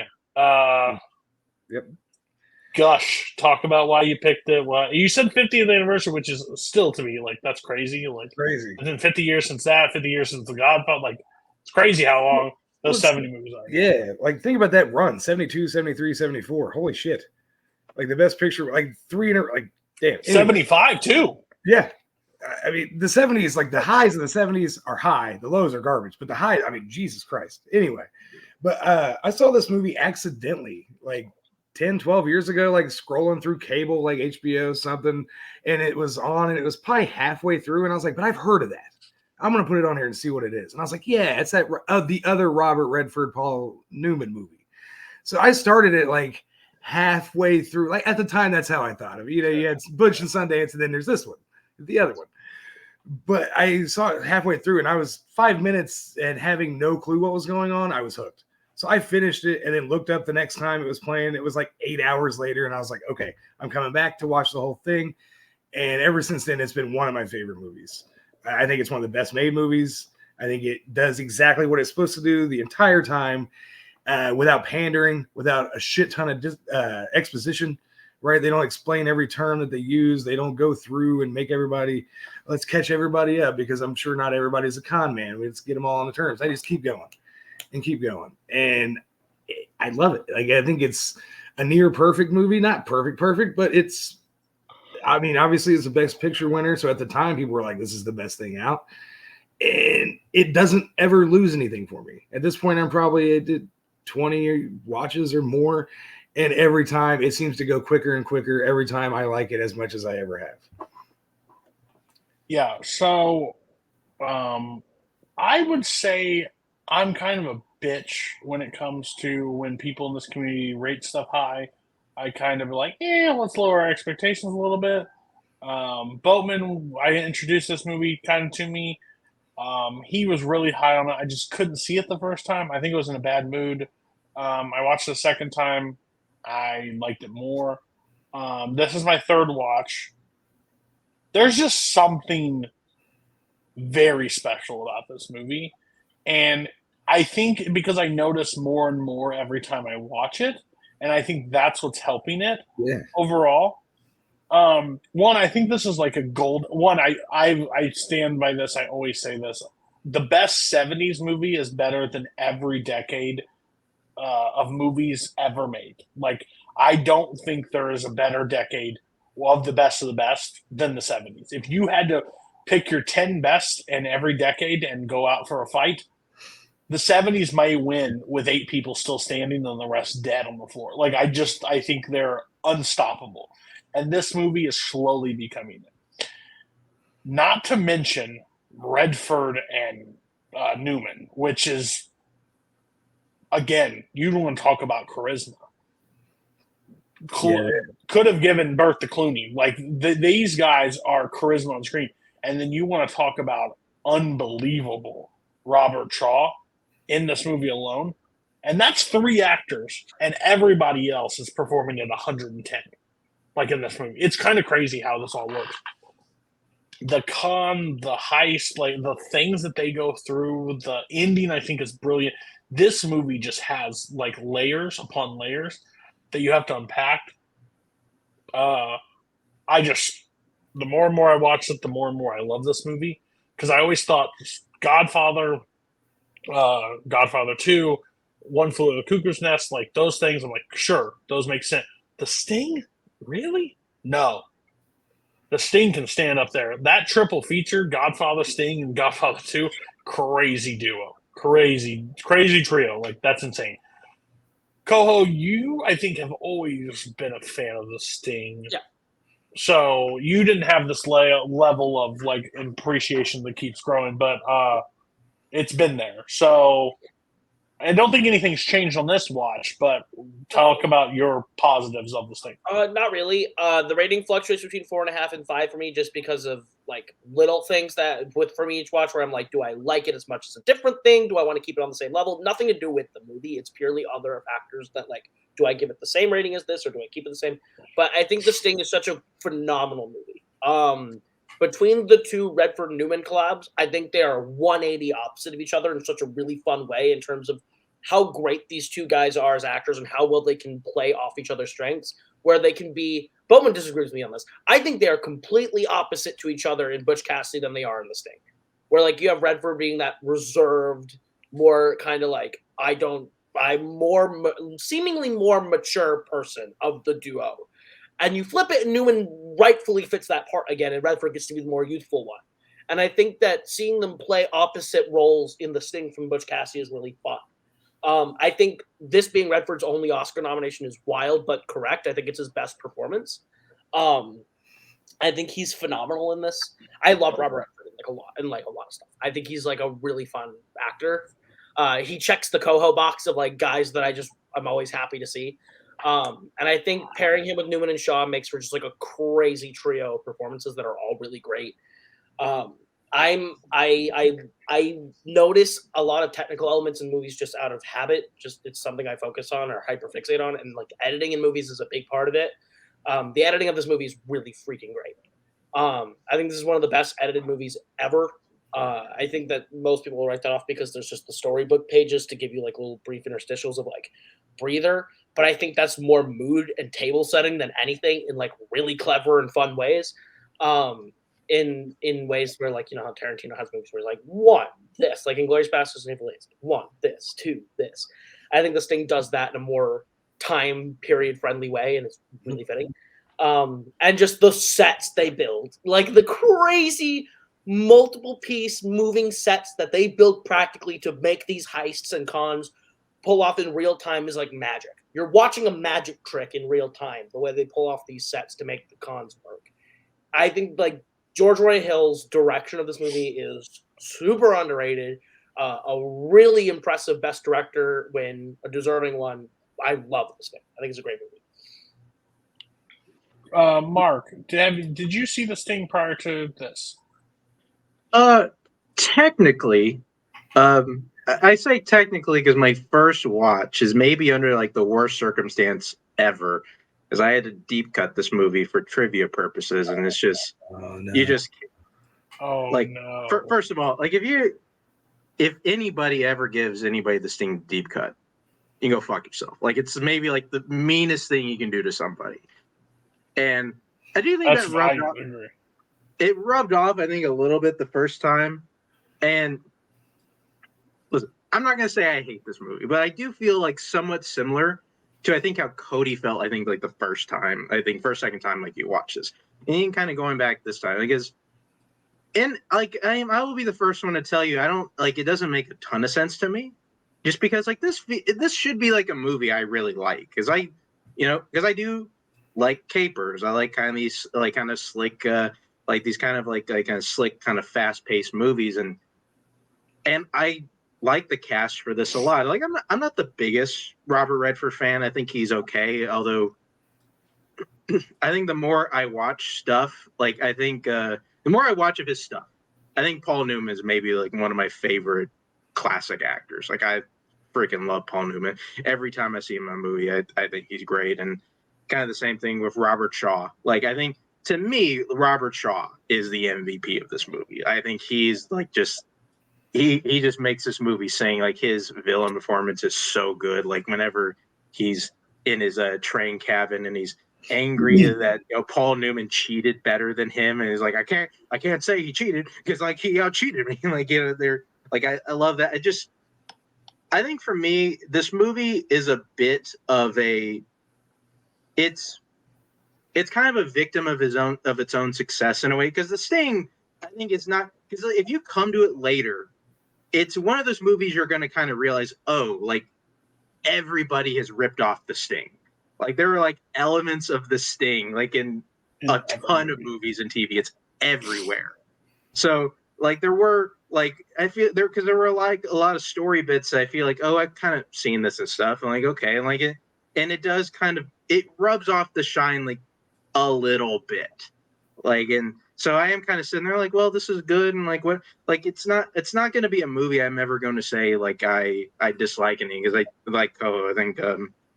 I think as from a movie making standpoint, I think it's great. Like I can't really pick apart too much. Honestly, how George Roy Hill, that's the director, right? George Roy Hill. Yeah, like how I think he's able to involve so many characters, and there's so many different story, and you're never really lost in anything. I'm kind of like that's always the thing that always impresses me, at least is like from directors, at least from a storytelling perspective, how like, you know, we go in these places and like it makes sense to you at the end. I just think this is probably be one of those movies I think I probably respect, I think, more than I actually like. That's interesting. Yeah, I was the same way. I was going to bring up that scene with Robert Shaw in the poker game, and he basically was like, listen, everybody in the fucking room, eight cards are on for each person. You all both got 4 trip. We all fucking know you're all 4 of a kind. You're all fucking cheating bastards. But I think they even create that so well because you all see that he has 3s at the time. You see that he has 3s, and then when he lays down those jacks, you're like, the fuck?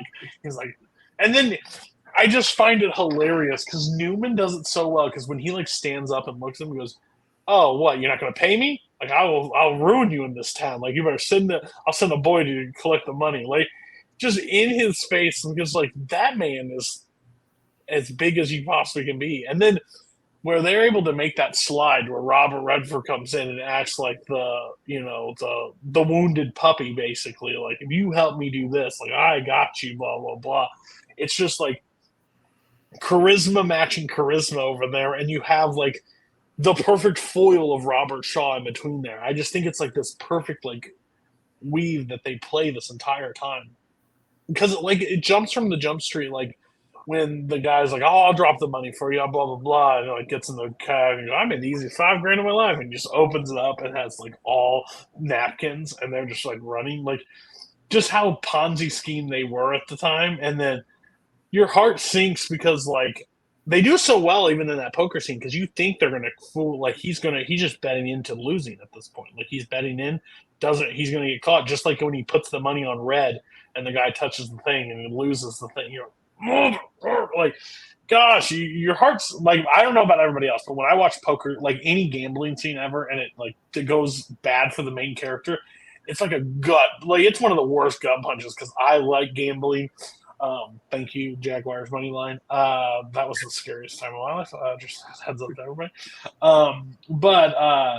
Yeah, it's just something that just hits because I have a personal like connection to gambling at that point. So like that hurts even more in film when it happens.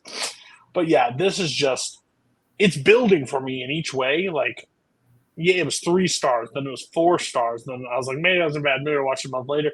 This, I'm just like, I can't keep my eyes are completely glued. I'm finding more and more I like about this movie.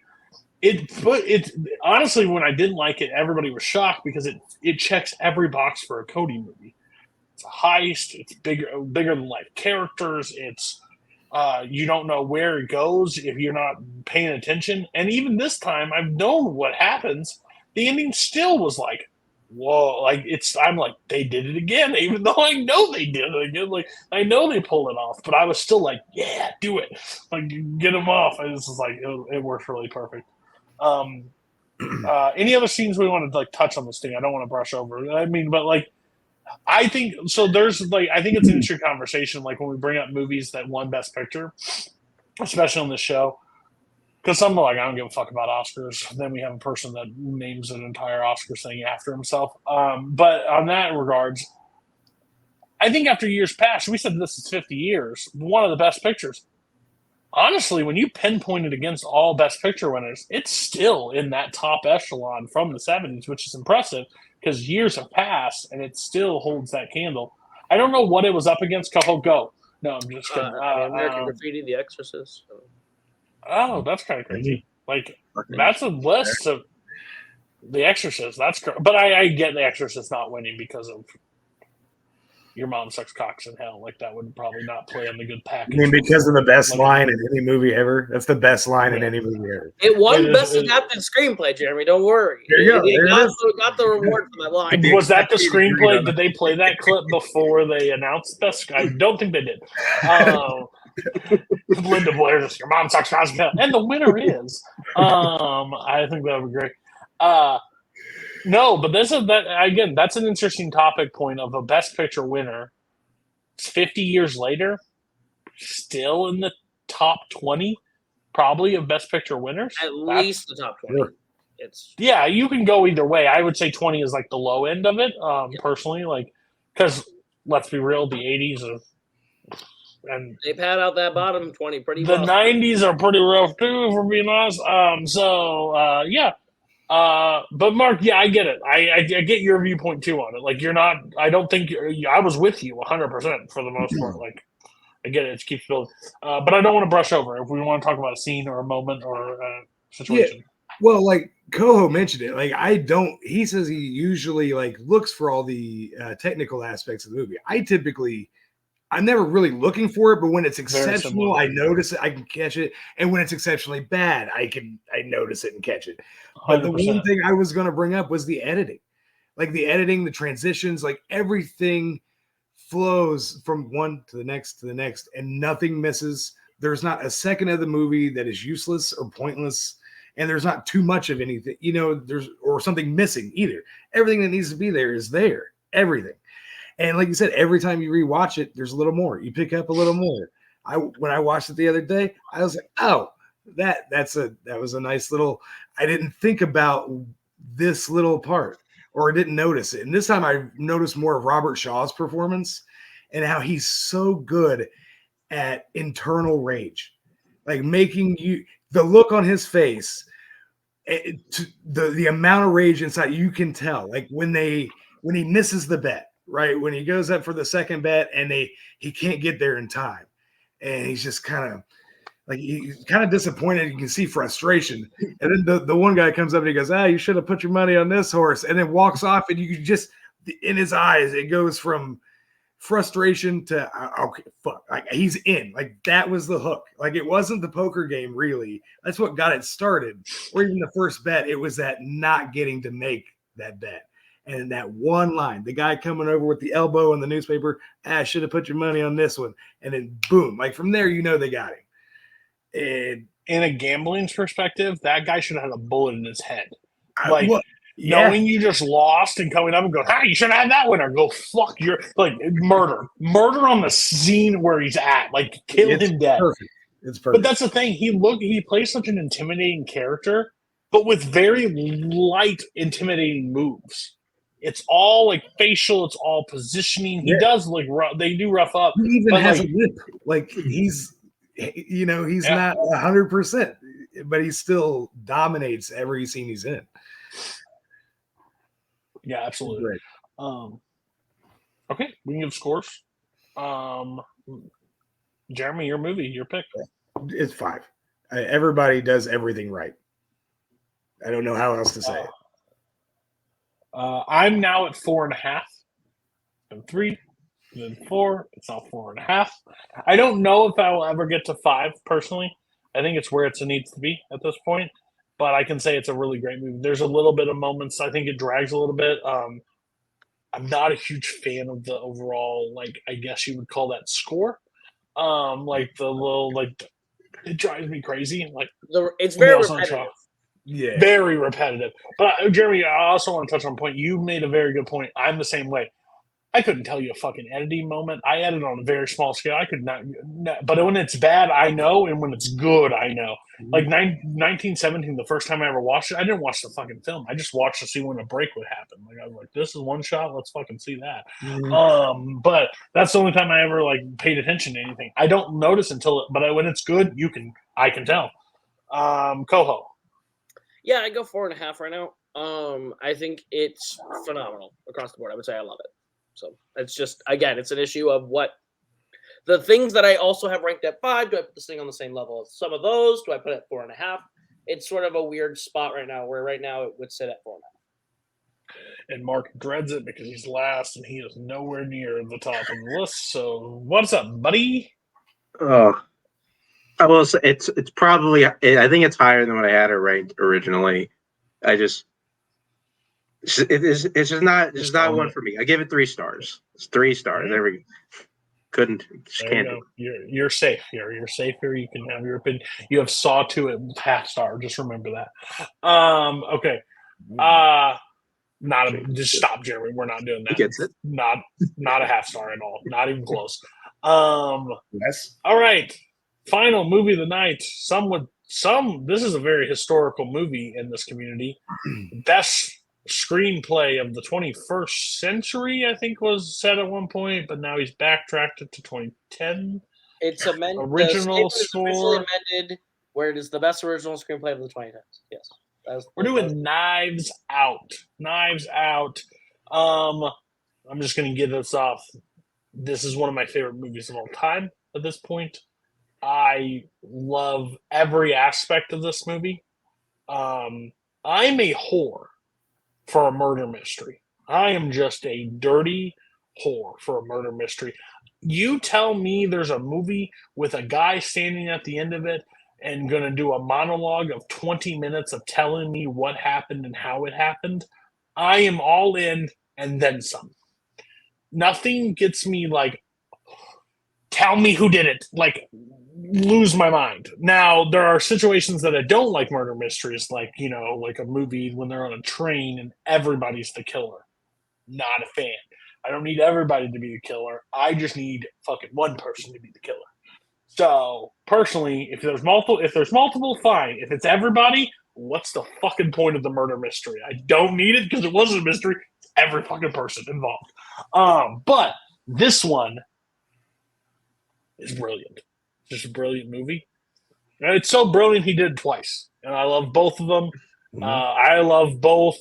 I love the double feature of that. Believe me, as soon as I just finished this before we started this, I am watching Glass Onion tonight. It's going to be a perfect like marriage. I think they're great. Koho, this is one that I gave him like a little shit for at the beginning because when he likes something, holy shit, he likes it. But he does have merit every once in a while, and this is definitely one of them. Everybody saw Knives Out prior to this, I'm assuming. So, does anybody not like this movie? Okay, perfect.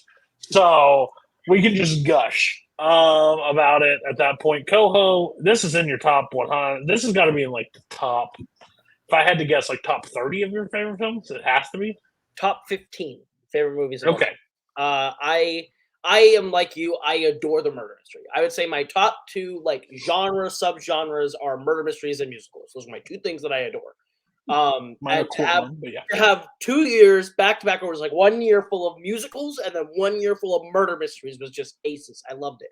I am a bit. Agatha Christie is like my favorite author of all time. I love almost everything she's done except for Murder on the Orient Express. That overrated piece of shit. But Knives Out, I think, is so fun to take the idea of the whodunit and not make it a whodunit, but a howdunit and a why-done-it and not a whodunit.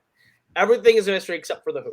And I think that is such a fun approach to the murder mystery, to take your preconceived notion of what the genre is, flip it, and populate a world with fully drawn, animated characters with phenomenal performances, a great ensemble cast, and to also make the detective, while a lead, not the focal point, not the audience, and to give us an audience insert with a fully fleshed arc with Marta that you can relate to, that you can cheer for, that you can love, and really connect to.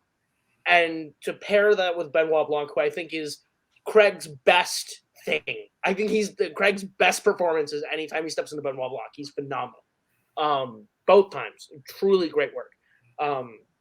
Ryan Johnson can give me one of these every 2 years for the rest of my life, and I'd be happy. But I think Knives Out is a masterpiece of a screenplay. A phenomenal a phenomenal movie that, like, we were just talking about the technical elements again, the editing, the way that it is whip cuts through everything, the way that it is deliberately placed to get you through the story. Terrific. I love this movie. Infinitely rewatchable. Jeremy?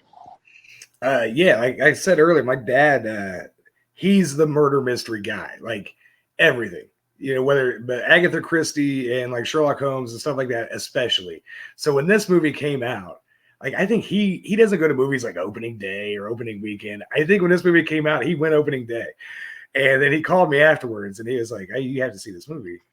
It's so good." And then he just starts laughing because he's thinking about the movie. And so I watched it not too long after, probably not in theaters. I didn't see it in theaters. So as soon as it came out on demand or streaming or whatever, and it's great. It's so good. Every character is diverse in their own kind of weird little cartoonish version of a human. They don't seem greedy, but we know they're greedy because that's the premise to a point. But Benoit Blanc, man, I mean, I saw him do this and I went, why did he waste so much time playing James Bond? Like, why do we have why? Why did he spend 15 years, 20 years doing that when he could have been doing this? I mean, they're great. So let's be They careful. are great. Well, I mean, most of them, 3 of them. Anyway, Daniel Craig, he surprised me. Like, to me, he's the surprise of the movie because most of the other people in the movie, I'm like, I know they can act, or I didn't know who they were. Like, Ana de Armas had no idea who she was. I knew I had seen her in is she in the Knock Knock movie with Keanu Reeves? She's one of the, besides that, and I didn't connect those two at the time. So I was like, oh, okay. And Christopher Plummer, you got me. If you put Christopher Plummer at the front of a movie poster like this one, I'm going to watch it at some point. I love the guy. But just blown away by how much I actually enjoyed a Daniel Craig performance for once and have enjoyed it many times since. Mark. I was kind of curious because I made I think I did this kind of after I think probably like mid 2020, like I made like a top 100 like the 2010s. Checked where this was at, and I had it like at 17. Honestly, it feels like kind of hot. Like feels kind of like like it should be like in the top 10. Like I adore Knives Out.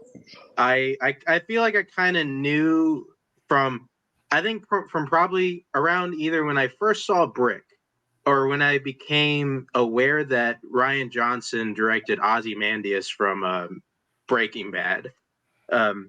Where I thought, okay, Rian Johnson, I think he's just one of my guys. Because at least to me, I don't think he's made like a bad thing. Like honestly, like I mean, everybody can talk about it. Last Jedi. Last Jedi is still fine. It's great. I love it. I love The Last Jedi. Yeah. Asshole movie. But I will say that, like, and just kind of like at least one of those, at least go back to 2019, and then kind of just gavel? What? Oh yeah, is that a gavel in your hand? Okay, just checking. I was like, are you gonna put me in order here? It's like, okay, go ahead. They're just messing with it. But I think probably a thing I kind of love about this community, I think most of us kind of felt like this in our normal lives. About all of us are kind of like the biggest nerds that we know. Like, we're the biggest nerds in our friend group. We're always in kind of the weird comic shit. I know I was. So going to 2019, Avengers Endgame comes out in April, May. I walk out of the theater. There's not going to be a single movie better than Avengers Endgame. I was positive about that. No way it was going to happen. Then November comes around. I watch Knives Out. And I'm like, holy shit, this is just as good, maybe better. I still don't even know to this day which one I like more. I kind of echo a lot of things that that Koho said, just because like I think he does a really good job of, I think, kind of telling probably like an unconventional story, and maybe like the most conventional genre that there is. It's just like the most like by the numbers genre has to be whodunit, because we know how it's gonna go, and Rian Johnson keeps finding new ways to tell that story. And I mentioned the characters. I think kind of the thing that I think kind of sets this movie apart from Glass Onion. I think Glass Onion is still great, but I think what kind of sets this one apart is that even though like every character in this Knives Out movie is eccentric, there is like this hint of realism to them. They feel like people that I would still run into like on the street. And like every frame of this movie is so busy. I think one of my favorite aspects, probably of any movie ever, is how I think at the very beginning we see that portrait of Christopher Plummer's character, and there's like a slight frown. And at the end, after everything's solved, he has a smile. Like it's like maybe like the coolest like thing like a movie I've ever seen. Like just Ryan Johnson is, I think he's on track to probably be like one of the best modern filmmakers ever. And this is his masterpiece. If he stays away from if he stays away from laser swords. But here's my thing. I agree. If they didn't make this, I think Glass Onion is actually hurt by something because if they don't say Knives Out sequel, like the story, like it should have stayed by itself. Like these are just the fact that he was able to achieve it twice in a career is insanity. Like he should have fell flat on his face in the second one, and he doesn't, because he's able to flesh out characters that don't have like a special like mythos and like or like an already like he's able to create these characters from like where he wants and makes them what they are. He literally puts Daniel Craig out there with like what's the rooster from Looney Tunes voice? Foghorn Leghorn. He literally sounds like that, and he's out there doing this movie, and it makes no sense how it works. And I mean, I might be an idiot, but like when the first watch of it, I didn't see exactly where it was going because every character had a motive to do this, and he sets it up in that way to explain it, and how even up until the end, she believes that she's the one that killed him. Like she's actually like she knows that she messed up, but she didn't mess up. She actually did it correctly. She just even when they tried to screw her, she didn't. I think it's just brilliant. And this was like early 2000s. This came out. I would have Jamie Lee Curtis say "you little bitch" as a text tone on my phone. I guarantee it because of "you little bitch." Because when that shit happens, you're right, because Glass Onion drops slightly down from this one is because all those characters are bigger than life a little bit. They all seem too attainable. Everyone in this movie seems so like somebody there's some sort of like I could see somebody in my family or my life, or I've seen this in real life situations like happen. Like when you're sitting in a room and you're hearing a will from a rich person and they read off the fucking nurse, like the fucking helper as a thing. Oh my God, like World War III would have been, and it does, like, you bitch, like there's no way. Like it's just brilliant how they're able to like obtain and like keep this going. And like and they do so well because I think the first one struggles, the second one struggles in that regards because this feels like a family. This feels like a disconnected, like separate family, but they all have like that family moments. Like when Chris Evans' character is like, "Fuck you," and "fuck you," and "fuck you," and like, "Eat shit, eat shit, eat shit." Like goes through them all and just like, "No, fuck you." Like I'm done. Like that's just something. Like your dad died in this situation. Like eat shit. Like I'm fucking done. I have no business doing that. It's just brilliant how he's able to attain that. And again, the rewind, the murder mystery rewind is like some of my all-time, like when you're going back to that night and sees what happens and you see it one way and then they go back and it's actually, this is how it happened.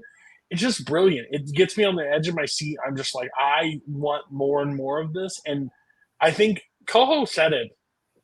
People laughed. But I think it's one of the sharpest scripts out there. I think you could screw this up 7 ways, and they don't, and they make it flawless, and all characters are fleshed out, and all characters make sense, and I just love it. I love it. It instantly keeps going up for me. It can't go any higher. Like it can go on my top 100 higher, but like rating, it's where it is. Like I could watch this any day of the week, and especially when it gets fall and there's that crisp in the air.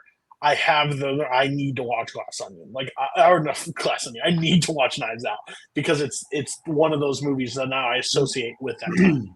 I think it's brilliant. I think it's brilliant. I'm glad Koho actually picked it because, like, I wanted to watch it anyways, and it just made sense. Like when Koho said, I'm like, yeah, can we watch Knives Out? I'm fucking up for it. I think the other element to Rian Johnson's work is how precise the dialogue is, and how not one line is wasted. Nothing's just said to be said. Down to like even the things that are supposed to be funny, like down to like I love like everyone's about to eye roll. Cue the eye roll in 0.2 seconds. Where he does the immigrants, we get the job done, and everyone in the room's like, and the guy in the back is like, Hamilton, yeah, I saw it at the Public, and just that little piece of information shows you how rich and like asshole this guy is. Like he's like, I will quote this musical, and that means I can't be a bad guy, and it's like just such great world and character building in little things like that, and just through and through. Where even then, when you have Chris Evans, who I think Chris Evans outstanding in this movie in a way where I would have never expected Chris Evans to give a performance of that caliber. Down to like when he's talking to Marta and they're eating and down to the pulling of the bowl. He's like, I also know that you have a tendency to throw up when you lie. So you also just ate 3 bowls of chili. And it's just the delivery, the lines, the build, it's every element of that dialogue is great. And Ryan's so funny. He's such a funny guy that you have lines like, I will not eat 1 iota of shit. Or the fucking, are you boinking my father? Like the way he puts these things together are just so unique and so like telling of who these people are, that how their minds work, that it adds so much more to this world. And Glass Onion, which I love, does not quite have the same sharpness in those areas because it's not doing the same kind of story. And I think Glass Onion has a problem because over time its references will be dated. This one doesn't have this one doesn't have a lot of like references that are just it's kind of the separate world that they create. And one, it helps because it creates the mystery vibe because the house and everything about it and like the story, the writer about it, it just all everything is like a perfect puzzle that kind of roll your eyes at me again. I'll smack your hair to the other side. What? No, I guess the thing I'm thinking about time capsule is like, yes, the whole COVID thing with Glass Onion is really going to date that and put it in a time capsule. But like the border debate in Knives Out and the Hamilton references, I think also will somewhat date this as well, where it's like, but not as overtly. Like, right. But like, I think that each one is like purposely doing that to be like, that's what's on Ryan's mind. It adds to the worlds and the characters he's talking about because he's using it to deal with things that are happening in right. But my thing was like Glass Onion is like centered around packages arriving and COVID and like the tech boom the whole and like opening is everything is so like in that time frame. Yeah, there are moments of that, but honestly, you pull like a general audience and like immigrants will get the job done. Some would probably be like, I don't get the reference whatsoever. Like they don't matter. Everybody sees a Skype call in a fucking, COVID. I know that lifestyle. I lived it.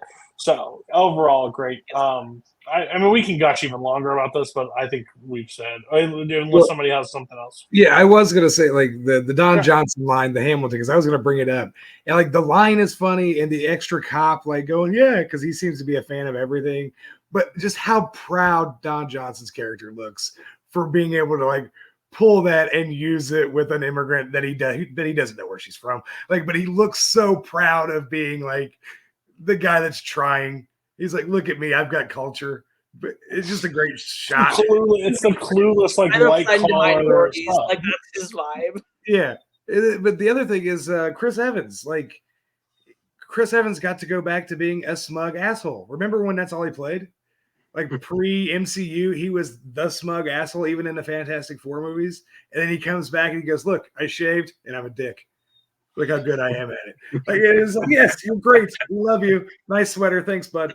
Yeah, that's all. It just works. Yeah. He's so good. So, I mean, Mark, what's your rating on Knives Out?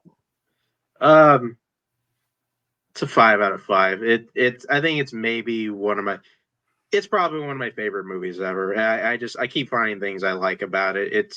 It's a perfect movie. It's perfect.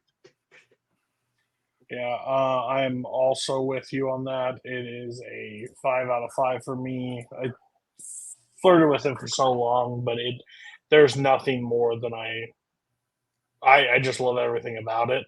It's like the charm of this movie just doesn't, like, it's a constant smile, like, watching this, like, the lines, the intensity, when he, like, figuring it out at the end, I'm just like, yeah, I keep fucking talking.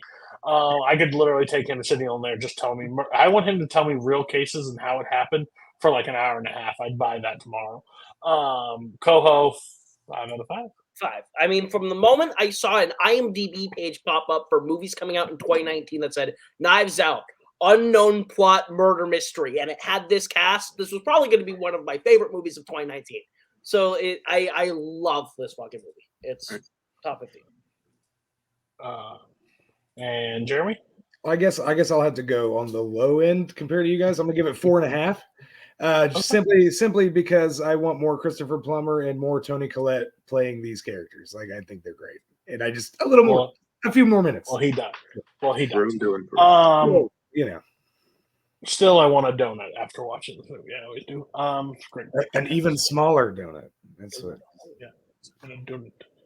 I guess I'm sorry. Great choice. Okay, so that is the episode. Again, thank you so much, Jeremy, for being on. Thanks for I can't wait. I can't wait to get you on another one. I think this is. I always love when people tell me I don't get to. Huh? I won't be so nice next time. Next time you're. Okay. Then this is the last time Jeremy's on. I'm sorry that he couldn't be back on for more. Interesting how that works. But I will say. I will announce what's coming up. We have a doozy. We have 2 that I can announce that are happening. We have the next 6 movies that will be chosen. We have Pan's Labyrinth, Tea and Sympathy, Red Rocket, King of Pastry, The Raid, and Speed Racer. Jesus. So thank God you're not on that call. And those people on the panel, and Mark maybe can correct me, but Mark, me, Scott, Brooklyn, Barr, and Jacoby. And then our holiday episode, we have Carol for Another Christmas, and Our World Collides, I guess. I don't know what it is. Carol for Another Christmas, Spirited, Home for the Holidays, The Polar Express, Christmas with the Cranks. Let's go. Okay. And switch from Brazil to Tokyo. What was it? Tokyo Godfathers? Tokyo Godfathers. I had to tell people like Brazil was the original pick. They didn't have to know.